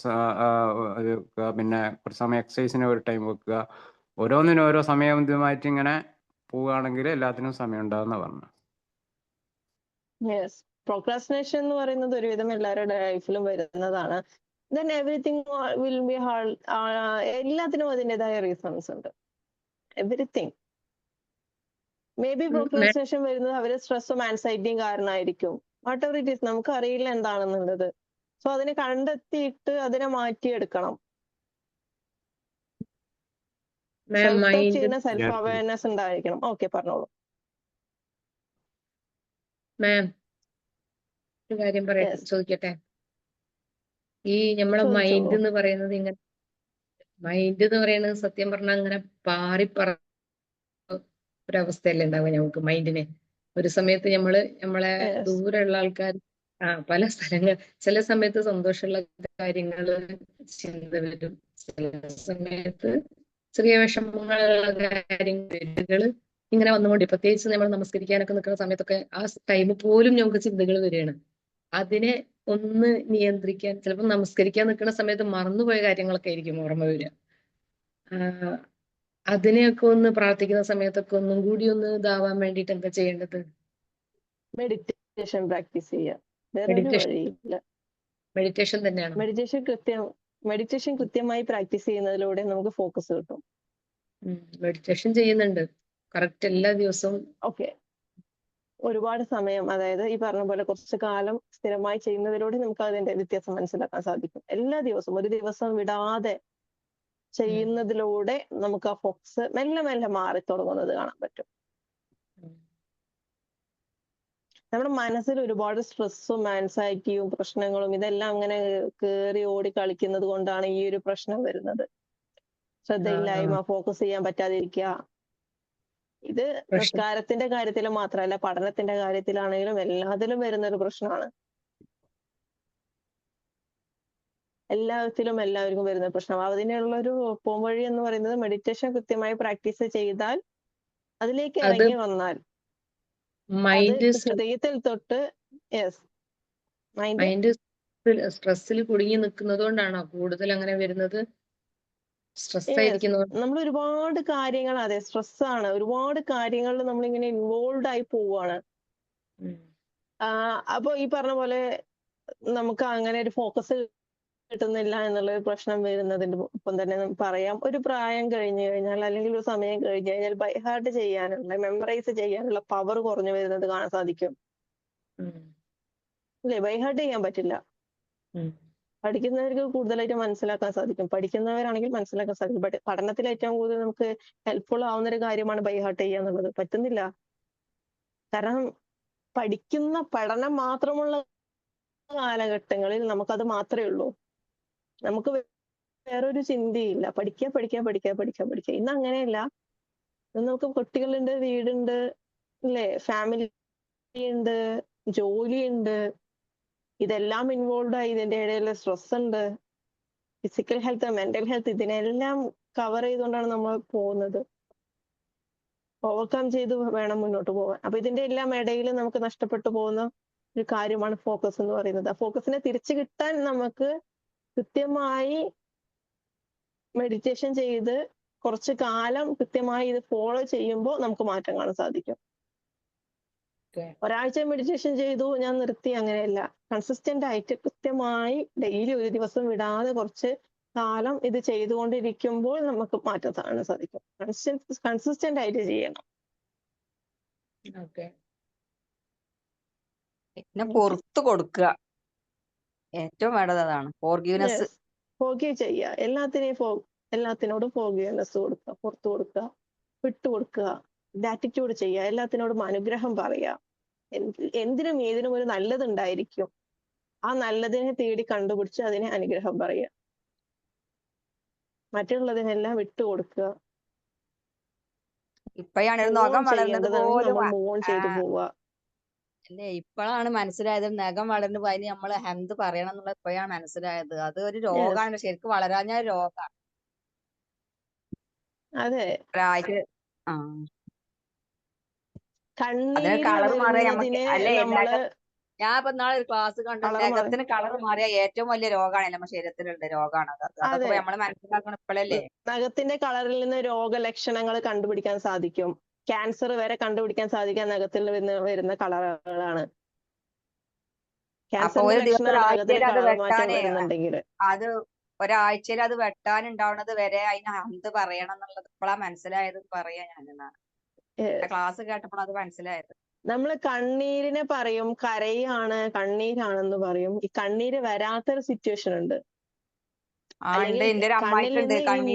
കണ്ണുനീര് വരില്ല, വരാത്ത ഒരവസ്ഥയുണ്ട്, രോഗാവസ്ഥയാണ്. What is that? നമ്മൾ അതിന് എന്താ പറയാ? അപ്പൊ നമുക്ക് കിട്ടിയത് അനുഗ്രഹമല്ലേ? കരയാൻ പറ്റുന്നില്ലേ? കണ്ണീര് വരൂല. കണ്ണീര് വരാഞ്ഞിട്ട് മരുന്ന് ഒഴിക്കാണ് കണ്ണില്. കണ്ണിന്റെ ഉള്ളിലുള്ള രോഗമാണത്. കണ്ണുനീര് കുറഞ്ഞു വരുന്നത്, അല്ലെങ്കിൽ കണ്ണുനീര് ഇല്ലാത്ത അവസ്ഥ, വിയർപ്പില്ലാത്ത അവസ്ഥ. ഓരോ മനുഷ്യനുണ്ടാവുന്ന ഓരോ തരം രോഗങ്ങളാണ്. പല ആളുകളും ഇതിനെല്ലാം ശപിച്ചുകൊണ്ടിരിക്കും. അതൊക്കെ നിസാരാണ്, കാഴ്ചക്കാർക്ക് നിസാരാണ്. നിസാരമായ അപ്പൊ ഓരോ കാര്യവും നമുക്ക് എണ്ണി അനുഗ്രഹം പറയാനുള്ളതാണ് എന്നുള്ളത് ആദ്യം മനസ്സിലാക്കണം. ഭക്ഷണം കഴിക്കുന്നതിനെ അല്ലെങ്കിൽ ഭക്ഷണം ലഭിക്കുന്ന ഭക്ഷണത്തിന്റെ രുചിയെ പരാതി പറയുമ്പോൾ ഈ രുചി തിരിച്ചറിയാൻ പറ്റാത്ത രോഗാവസ്ഥയുണ്ട്. വായിൽ വെക്കുന്ന ഭക്ഷണത്തിന്റെ രുചി എന്താണെങ്കിലും നമുക്ക് തിരിച്ചറിയാൻ പറ്റില്ല. മണം തിരിച്ചറിയാൻ പറ്റാത്ത രോഗാവസ്ഥയുണ്ട്. നമുക്കിതെല്ലാം പറ്റുന്നില്ലേ? അപ്പൊ ഇതിനെല്ലാം നമ്മൾ എന്താണ് ഗ്രാറ്റിറ്റ്യൂഡ് പ്രാക്ടീസ് ചെയ്യുക. ഗ്രാറ്റിറ്റ്യൂഡ് തന്നെയാണ്. എല്ലാം അനുഗ്രഹങ്ങളാണ്. ലഭിക്കുന്നത് എല്ലാം അനുഗ്രഹങ്ങളാണ്. മാഡം, ദഹന നഷ്ടപ്പെട്ടു പ്രവർത്തന പോകുന്നതിനെ പറ്റി പരാതി പറയാതിരിക്കുക. നമ്മൾ കഴിക്കുന്ന ഭക്ഷണം Yes. ദഹിക്കാത്ത അവസ്ഥയുണ്ട്. അത് വളരെ ഡേഞ്ചർ ആയ അവസ്ഥയാണ്. ഒരുപാട് ആൾക്ക് ഉണ്ടാവാറുണ്ട്. അതെ. കാരണം അത് ഭയങ്കര, നമ്മൾ എന്ത് കഴിച്ചാലും അത് നമ്മുടെ ശരീരത്തിന്റെ ആന്തരികമായ ഉള്ളിൽ നിന്നാണല്ലോ ഇത് ദഹിച്ച് കിടക്കുന്നത്. നമ്മളെ ഒരു കയ്യിലല്ലല്ലോ അത്. അതെ അതെ, അതൊക്കെ Yes. വലിയ അനുഗ്രഹം തന്നെ. ഈ ദഹന പ്രവർത്തനത്തിന്റെ കാര്യം പറയുമ്പോൾ ഇതെല്ലാം മൈൻഡ് മാനേജ്മെന്റിനെ പറ്റി അല്ലെങ്കിൽ സ്ട്രെസ്സും ആൻസൈറ്റി ഒക്കെ ആയിട്ട് കണക്റ്റഡ് ആണ്. സ്ട്രെസ് ഉള്ള ഒരാൾക്ക് ദഹനം കൃത്യമായി നടക്കില്ല. ദഹന പ്രശ്നം വരും. അങ്ങനെ അവർക്ക് വയറിന്റെ പ്രശ്നം വരും. വയറിന് മറ്റുള്ള ബുദ്ധിമുട്ടുകൾ വരും. കണക്റ്റഡ് ആണെല്ലാം. അതിൽ മെന്റൽ ഹെൽത്തും ഫിസിക്കൽ ഹെൽത്തും കണക്റ്റഡ് ആണെന്ന് പറയുന്നത് അതുകൊണ്ടൊക്കെ തന്നെയാണ്. ചിലവർക്ക് ഈറ്റിംഗ് ഡിസോർഡേഴ്സ് വരുന്നുണ്ട്. അതും ഒരു പ്രശ്നമല്ലേ? അധികമായി കഴിക്കുന്നു, ഒന്നും കഴിക്കാത്ത അവസ്ഥയിലോട്ട് പോകുന്നു. എത്ര കഴിച്ചാലും ഞാന് തടി കുറവാണ്, ഇനിയും കുറച്ചും കൂടി ഹെൽത്തി ആവണമെന്ന് കരുതി അധികമായി കഴിച്ചിട്ടുണ്ട്. ഇവർക്ക് ഇത് മനസ്സിലാക്കാൻ സാധിക്കുന്നില്ല. ഒരു ഡിസോർഡർ ആണ്. അതേസമയം ഒന്നും കഴിക്കാണ്ട് ശോഷിച്ച് നിൽക്കുന്ന അവസ്ഥയിലും ഞാൻ എന്തോ ഒരു പ്രോബ്ലം എനിക്കുണ്ട്, ഞാന് വെയിറ്റ് കൂടുതലാണ് എന്ന് തോന്നുന്ന ഒരു സിറ്റുവേഷൻ. ഒരുപാട് ഓവർ വെയിറ്റ് ആണ് നമുക്ക് തോന്നണം. പക്ഷെ ഒന്ന് കഴിക്കാണ്ട് ശോഷിച്ച അവസ്ഥയിൽ എത്തിയിട്ടുണ്ടായിരിക്കും. അതൊരു ഈറ്റിംഗ് ഡിസോർഡർ ആണ്. അതൊരു ഡിസോർഡർ ആണ്. ഞാൻ ഇപ്പൊ അടുത്ത് റീസെന്റ് ഒരു 2 months ബാക്ക് ആയിട്ട് ഒരു പെൺകുട്ടി അതിനെ മരണപ്പെട്ടിട്ടുണ്ട്. ഈറ്റിംഗ് അതെ, ഡിസോർഡർ സംഭവിച്ചതാണ്. യെസ്, അൺഹെൽത്തി ഈറ്റിംഗ് ആയിട്ടുള്ള ഡിസോർഡർ സംഭവിച്ചതാണ് ആൾക്ക്. യെസ്, ഈറ്റിംഗ് ഡിസോർഡർ സംഭവിച്ചതാണ് ആൾക്ക്. ഡോക്ടേഴ്സ് പറഞ്ഞിട്ടൊന്നും കൃത്യമായി ആ കുട്ടി ഭക്ഷണം കഴിച്ചില്ല. പക്ഷെ ആ കുട്ടിക്ക് വേണ്ടിയിരുന്നത് സാധാ നോർമൽ ഫിസിഷ്യന്റെ ട്രീറ്റ്മെന്റ് ആയിരുന്നില്ല. ആ കുട്ടിക്ക് വേണ്ടിയിരുന്നത് നല്ല രീതിയിലൊരു സൈക്കോളജിസ്റ്റിന്റെ കൗൺസിലിങ്ങും തെറാപ്പീസും ഒക്കെ ആയിരുന്നു വേണ്ടിയിരുന്നത്. ആ കുട്ടിക്ക് ഈറ്റിംഗ് ഡിസോർഡർ സംഭവിച്ചതാ. അത് തിരിച്ചറിയാൻ പറ്റിയില്ല. കുട്ടി മരണപ്പെട്ടു പോയി. ഇത് നമ്മൾ ഗ്രാറ്റിറ്റ്യൂഡ് പറയണം. നമുക്കിതെല്ലാം സാധിക്കുന്നില്ലേ? സെൽഫ് അവയർനെസ്, മാഡം, നമുക്ക് സെൽഫ് അവയർനെസ് കൃത്യമായിട്ടുണ്ടെങ്കിൽ നമുക്ക് ഇതെല്ലാം തിരിച്ചറിയാനും പറ്റും. നമ്മൾ തിരിച്ചറിയാൻ പറ്റും. സെൽഫിഷ് നമ്മളുടെ ആവുക കാര്യങ്ങളും പുറത്തുള്ള കാര്യങ്ങളും തിരിച്ചറിയാൻ പറ്റും. യെസ്, നമ്മൾ സെൽഫിഷ് ആവുക എന്നുള്ളത് പറഞ്ഞോളൂ. ഒരു രോഗമാണോ? നമ്മൾ മറ്റുള്ളവരെ കുറിച്ചൊന്നും ചിന്തിക്കാതെ നമ്മളെ മാത്രം മതിയായ ഒരു രോഗമാണോ? അല്ലെങ്കിൽ സെൽഫിഷ് എന്നുള്ളത് രോഗമല്ല, അതൊരവസ്ഥയാ. അതെ, സ്വാർത്ഥത ഓക്കെ. സ്വാർത്ഥത ഒരിക്കലും മറ്റൊരു രോഗമല്ല. എല്ലാം ഒരു ആണല്ലേ? തരം കണ്ടീഷൻസ് ആണ്. അതുപോലെ തന്നെ സ്വാർത്ഥത ഒരു രോഗമൊന്നുമല്ല. സ്വാർത്ഥത നമ്മുടെ മനസ്സിന്റെ ഒരവസ്ഥയാ. അത് ഈ പറഞ്ഞ പോലെ തിരിച്ചറിയാൻ പറ്റിക്കഴിഞ്ഞാൽ മാറ്റിവെക്കേണ്ട കാര്യമാണ്. എന്താണ് ജീവിതം, നടന്നുകൊണ്ടിരിക്കുന്ന കാര്യങ്ങൾ എന്തൊക്കെയാണ്, വാട്ട് ഈസ് ദാറ്റ്, എന്താണ് ഇതിന്റെ അർത്ഥം എന്താണെന്ന് മനസ്സിലാക്കി കഴിഞ്ഞാൽ തന്നെ ഇറങ്ങിപ്പോകും. തന്നെ നമ്മൾ പോലും അറിയാതെ നമ്മളിൽ നിന്ന് ഇറങ്ങിപ്പോകുന്ന ഒരു കാര്യമാണ് ഈ സ്വാർത്ഥത എന്ന് പറയുന്നത്. ഹാഫ് വയറ് കഴിക്കുമ്പോൾ പൊസസീവ്നെസ് എപ്പോഴും ഭയങ്കര ഉണ്ടായിരിക്കും. സ്നേഹത്തിന്റെ ഭാഗമായിട്ട് പൊസസീവ്നെസ് ഉണ്ടായിരിക്കും അല്ലെ? പല ആളുകളിലും കാണാൻ സാധിക്കും. അത് സ്നേഹത്തിന്റെ ഭാഗമായിട്ട് നമ്മൾ നഷ്ടപ്പെട്ടു പോകുമോ എന്നുള്ള ഒരു ഇതൊക്കെ ക്വൈറ്റ് നോർമലാണ്. സ്വാർത്ഥത എന്ന് പറയുന്നത് മറ്റൊരാളെ ദോഷമാവുന്ന രീതിയിൽ, നമുക്കും മറ്റുള്ളവർക്കും ദോഷമാവുന്ന രീതിയിൽ അത് വരാൻ പാടില്ല. അത് വന്നു എന്ന് മനസ്സിലാക്കി കഴിഞ്ഞാൽ അതിനെ ഒഴിവാക്കി വിടണം. നമ്മുടെ കയ്യിൽ നിന്ന് അത് ഒഴിവാക്കി വിടണം. അതിന് തിരിച്ചറിയാൻ പറ്റുന്ന ഒരേ ഒരു കാര്യം, എന്താണ് ജീവിതം, ഇതിന്റെ അർത്ഥം എന്താണ്, ഗ്രാറ്റിറ്റ്യൂഡ് എന്താണ്, ഫോർഗീവ്നെസ് എന്താണ്, ഇതൊക്കെ മനസ്സിലായി കഴിഞ്ഞാൽ ഇതെല്ലാം നമ്മൾ പ്രാക്ടീസ് ചെയ്യാൻ തുടങ്ങിക്കഴിഞ്ഞാൽ നമ്മൾ പോലും അറിയാതെ നമ്മളിൽ നിന്ന് ഇറങ്ങിപ്പോകുന്ന ഒരു സാധനമാണ് ഈ സ്വാർത്ഥത, സെൽഫിഷ്നെസ്.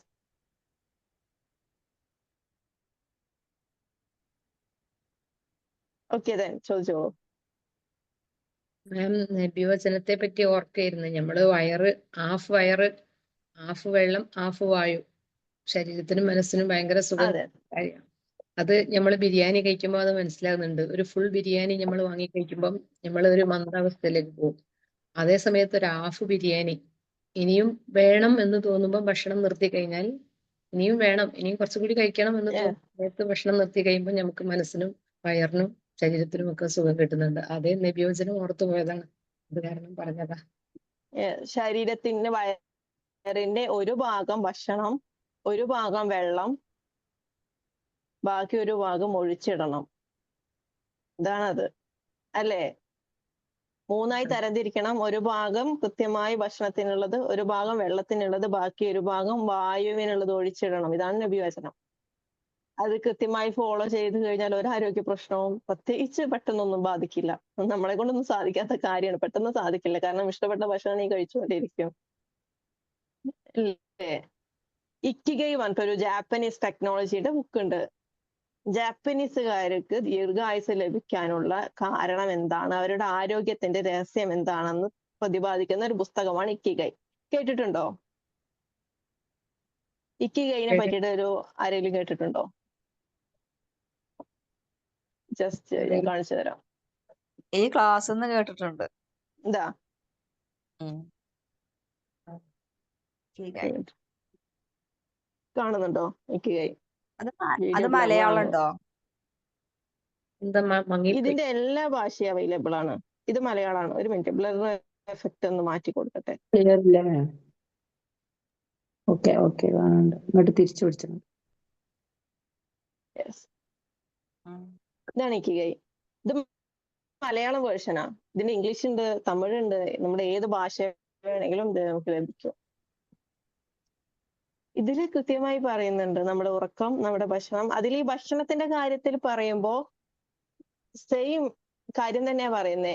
ഒരു ഭാഗം ഭക്ഷണം, ഒരു ഭാഗം വെള്ളം, ഒരു ഭാഗം ഓഡിയോ ബുക്ക് ഉണ്ട്. എല്ലാം അവൈലബിൾ ആണ്.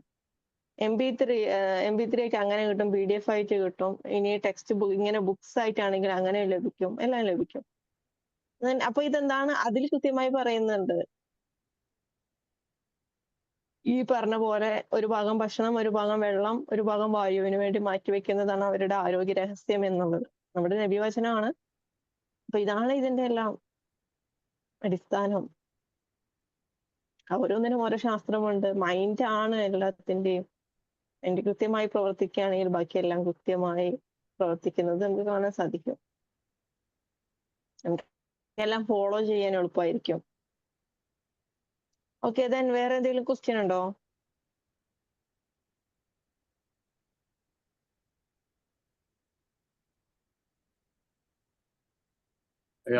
ബുക്കിന്റെ സ്പെല്ലിംഗ് പറയാൻ പറ്റുമോ? ഒന്നും കൂടി കാണിച്ചു തരാം.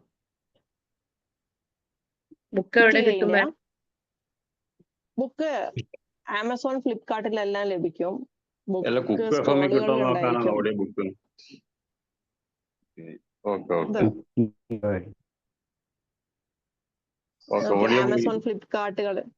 ആമസോൺ ഫ്ലിപ്കാർട്ടുകളിലെല്ലാം ലഭിക്കും. ഓഡിയോ ബുക്ക് ഉണ്ട്. ഓഡിയോ ബുക്കായിട്ട് കിട്ടാൻ നോക്കാം കുക്ക് FM-ല്. ഓക്കെ. ഓഡിയോ ബുക്ക് പറയുകയാണെങ്കിൽ സ്പോട്ടിഫൈ ഇല്ലേ, സ്പോട്ടിഫൈ ആപ്പ്, പോഡ്കാസ്റ്റ് ഉണ്ട്. ഇക്കിഗൈന്റെ ഓഡിയോ ബുക്ക് ഉണ്ട്. പോഡ്കാസ്റ്റിൽ ഇക്കിഗൈ എന്ന് അടിച്ചു കൊടുത്തു കഴിഞ്ഞാൽ അതിന്റെ ഓഡിയോ ബുക്കിന്റെ വേർഷൻ ഓരോ എപ്പിസോഡായിട്ട് നമുക്ക് കേൾക്കാൻ സാധിക്കും. ഞാൻ കുക്ക് FM കേൾക്കാറുണ്ട്. ഇതെന്താ സ്പോട്ടിഫൈ? എന്താണ് സ്പോട്ടിഫൈ? സ്പെല്ലിംഗ് കാണിച്ചു തരാം. SPOTIFY.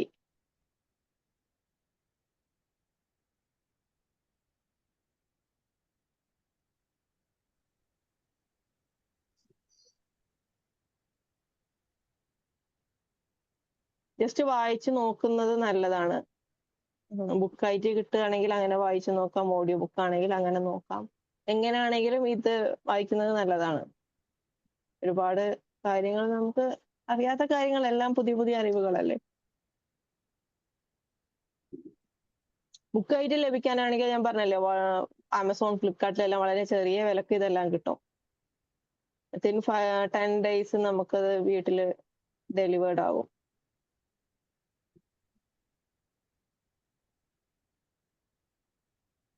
ഓക്കെ, ക്ലിയർ അല്ലേ? അതിന് വേറെ എന്തെങ്കിലും ക്വസ്റ്റ്യൻസ് ഉണ്ടോ? നമുക്ക് വൈൻഡപ്പ് ചെയ്യാൻ സമയമായിട്ടുണ്ട്. ഇക്കിഗൈ, ബുക്കിന്റെ നെയിം ഇക്കിഗൈ എന്നാണ്. ഞാൻ ചാറ്റ് ബോക്സിൽ ജസ്റ്റ് ഒന്ന് ഇടാം. വേറെ എന്തെങ്കിലും ക്വസ്റ്റ്യൻസ് ഉണ്ടോ?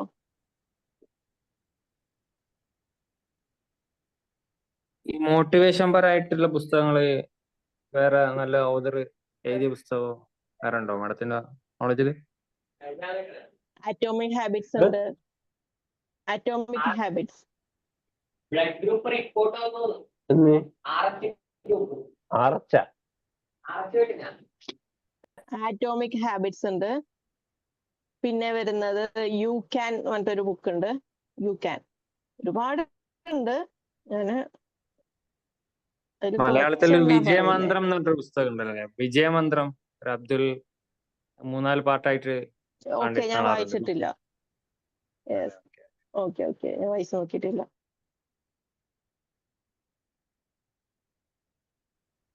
ആറ്റോമിക് ഹാബിറ്റ്സും യു ക്യാൻ എല്ലാം ഇംഗ്ലീഷ് ബുക്സ് ആണ്. അപ്പൊ അതിന്റെ പതിപ്പാണ്, മലയാളം പതിപ്പാണ് ഉള്ളത്. മലയാളം പതിപ്പില് ട്രാൻസ്ലേഷൻ ആണ് വരുന്നത്. ജോർജ് മാത്യു ആദംസ് എന്ന് പറഞ്ഞിട്ടാണ് യു ക്യാന്റെ ഓതർ.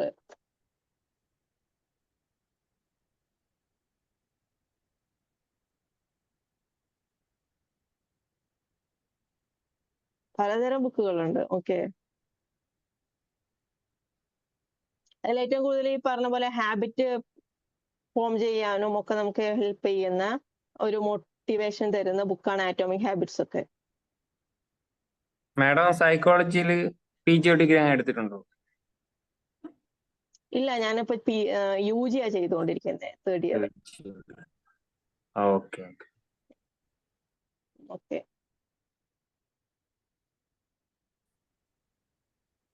എനിക്ക് ഞാന് സൈക്കോളജി ഇനി പഠിക്കാൻ പറ്റുമോ? ഞാന് ഡിഗ്രി BCom ആയിരുന്നു എടുത്തത്. നമുക്ക് പഠിക്കല്ലേ? യെസ്, തീർച്ചയായിട്ടും പറ്റും. ഡിസ്റ്റന്റ് എഡ്യൂക്കേഷൻ അവൈലബിൾ ആയതുകൊണ്ട് വലിയ പ്രശ്നം ഉണ്ടാവില്ലല്ലോ.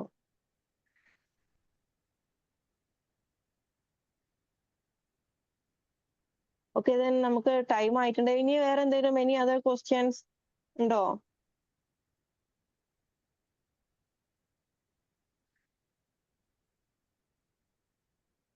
ഓക്കെ അല്ലേ? നമുക്ക് വൈൻഡ് അപ്പ് ചെയ്യാം. അതെ മാഡം, വളരെ നല്ല ക്ലാസ് ആയിരുന്നു. Okay, thank you so much. ഒരു കണ്ടിന്യൂറ്റി ആണ് കിട്ടുന്നില്ല. അതാണ് EFT ചെയ്താൽ മാത്രമേ നമുക്കത് കണ്ടിന്യൂസ് കിട്ടുള്ളൂ. അതായത് നമ്മളിപ്പോ മോട്ടിവേഷന് കഴിയുമ്പോൾ ഓട്ടോമാറ്റിക്കലി അത് ഇറങ്ങി പോകുന്ന ഒരവസ്ഥ. അത് EFT തന്നെ ആവശ്യമായിട്ട് വരുള്ളൂ. തെറാപ്പീസ് അവൈലബിൾ ആണല്ലോ. നമ്മളത് അവൈലബിൾ ആയിട്ടുള്ള കാര്യം നമ്മൾ യൂട്ടിലൈസ് ചെയ്യാം മാക്സിമം. മാറ്റങ്ങൾ കാണാൻ സാധിക്കും. Okay ma'am, thank you. Okay, thank you so much. Cash ഉണ്ടോ ബുക്ക് എഫ്എമ്മിന്റെ മാതിരി? ഇല്ലാതെ തന്നെ എടുക്കാം, ഫ്രീ ആയിട്ട് തന്നെ എടുക്കാം. മാഡം കയ്യിൽ എന്തെങ്കിലും മൈലഞ്ചിയാ? 2 കയ്യിൽ വെച്ച് കയ്യിൽ മൈലഞ്ചി വെച്ച് 2 കയ്യിലും മൈലഞ്ചിയാണോ? അതെ. നല്ല രസമുണ്ട്. Okay, thank U. Then okay, നമുക്ക് വൈൻഡ് അപ്പ് ചെയ്യാം. ഈ മൈൻഡ് മാനേജ്മെന്റ് വേഴ്സസ് ടൈം മാനേജ്മെന്റിനെ പറ്റിയിട്ട് നമ്മൾ സംസാരിച്ചു. അപ്പൊ ഒരു ധാരണ കിട്ടി. ഇനി നെക്സ്റ്റ് ഞാൻ അടുത്ത സെഷൻ എന്ന് തന്നെ ഞാൻ ഉറപ്പ് പറയില്ല. കാരണം കൃത്യമായ ഒരു ഷെഡ്യൂളൊക്കെ വേണ്ടതാണ്. ടൈം മാനേജ്മെന്റിനെ പറ്റിയിട്ട് ഞാൻ കൃത്യമായ ഒരു സെറ്റ് ചെയ്തിട്ട് ഒരു മൊഡ്യൂളൊക്കെ സെറ്റ് ചെയ്ത് ഞാനൊരു സെഷൻ എടുക്കുന്നുണ്ട് കേട്ടോ. നെക്സ്റ്റ് സെഷൻ എന്ന് തന്നെ ഞാൻ ഉറപ്പ് പറയില്ല, ഞാൻ എടുക്കാം. ഓക്കെ, മറ്റു നല്ലൊരു ഇൻട്രസ്റ്റിംഗ് ആയിട്ടുള്ള ടോപ്പിക്കുമായിട്ട്, യൂസ്ഫുൾ ആയിട്ടുള്ള ടോപ്പിക്കുമായിട്ട് ഇനിയും വരാം. എല്ലാവരും ഹാപ്പി ആയിരിക്കുക, എല്ലാം നല്ലതിനാണ്. ഓക്കെ, സന്തോഷമായിരിക്കുക, ഗ്രാറ്റിറ്റ്യൂഡ് പ്രാക്ടീസ് ചെയ്യുക, ഫോർഗീവ്നെസ് പ്രാക്ടീസ് ചെയ്യുക.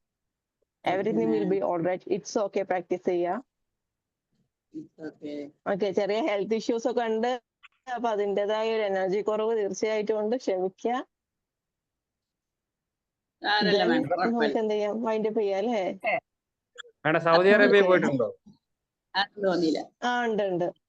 It's okay, പോട്ടുക. It's okay. Unless madam, it's okay. Go on. At least go on. It's okay. Thank you. Okay, thank you so much. Yes. Okay, thank you madam.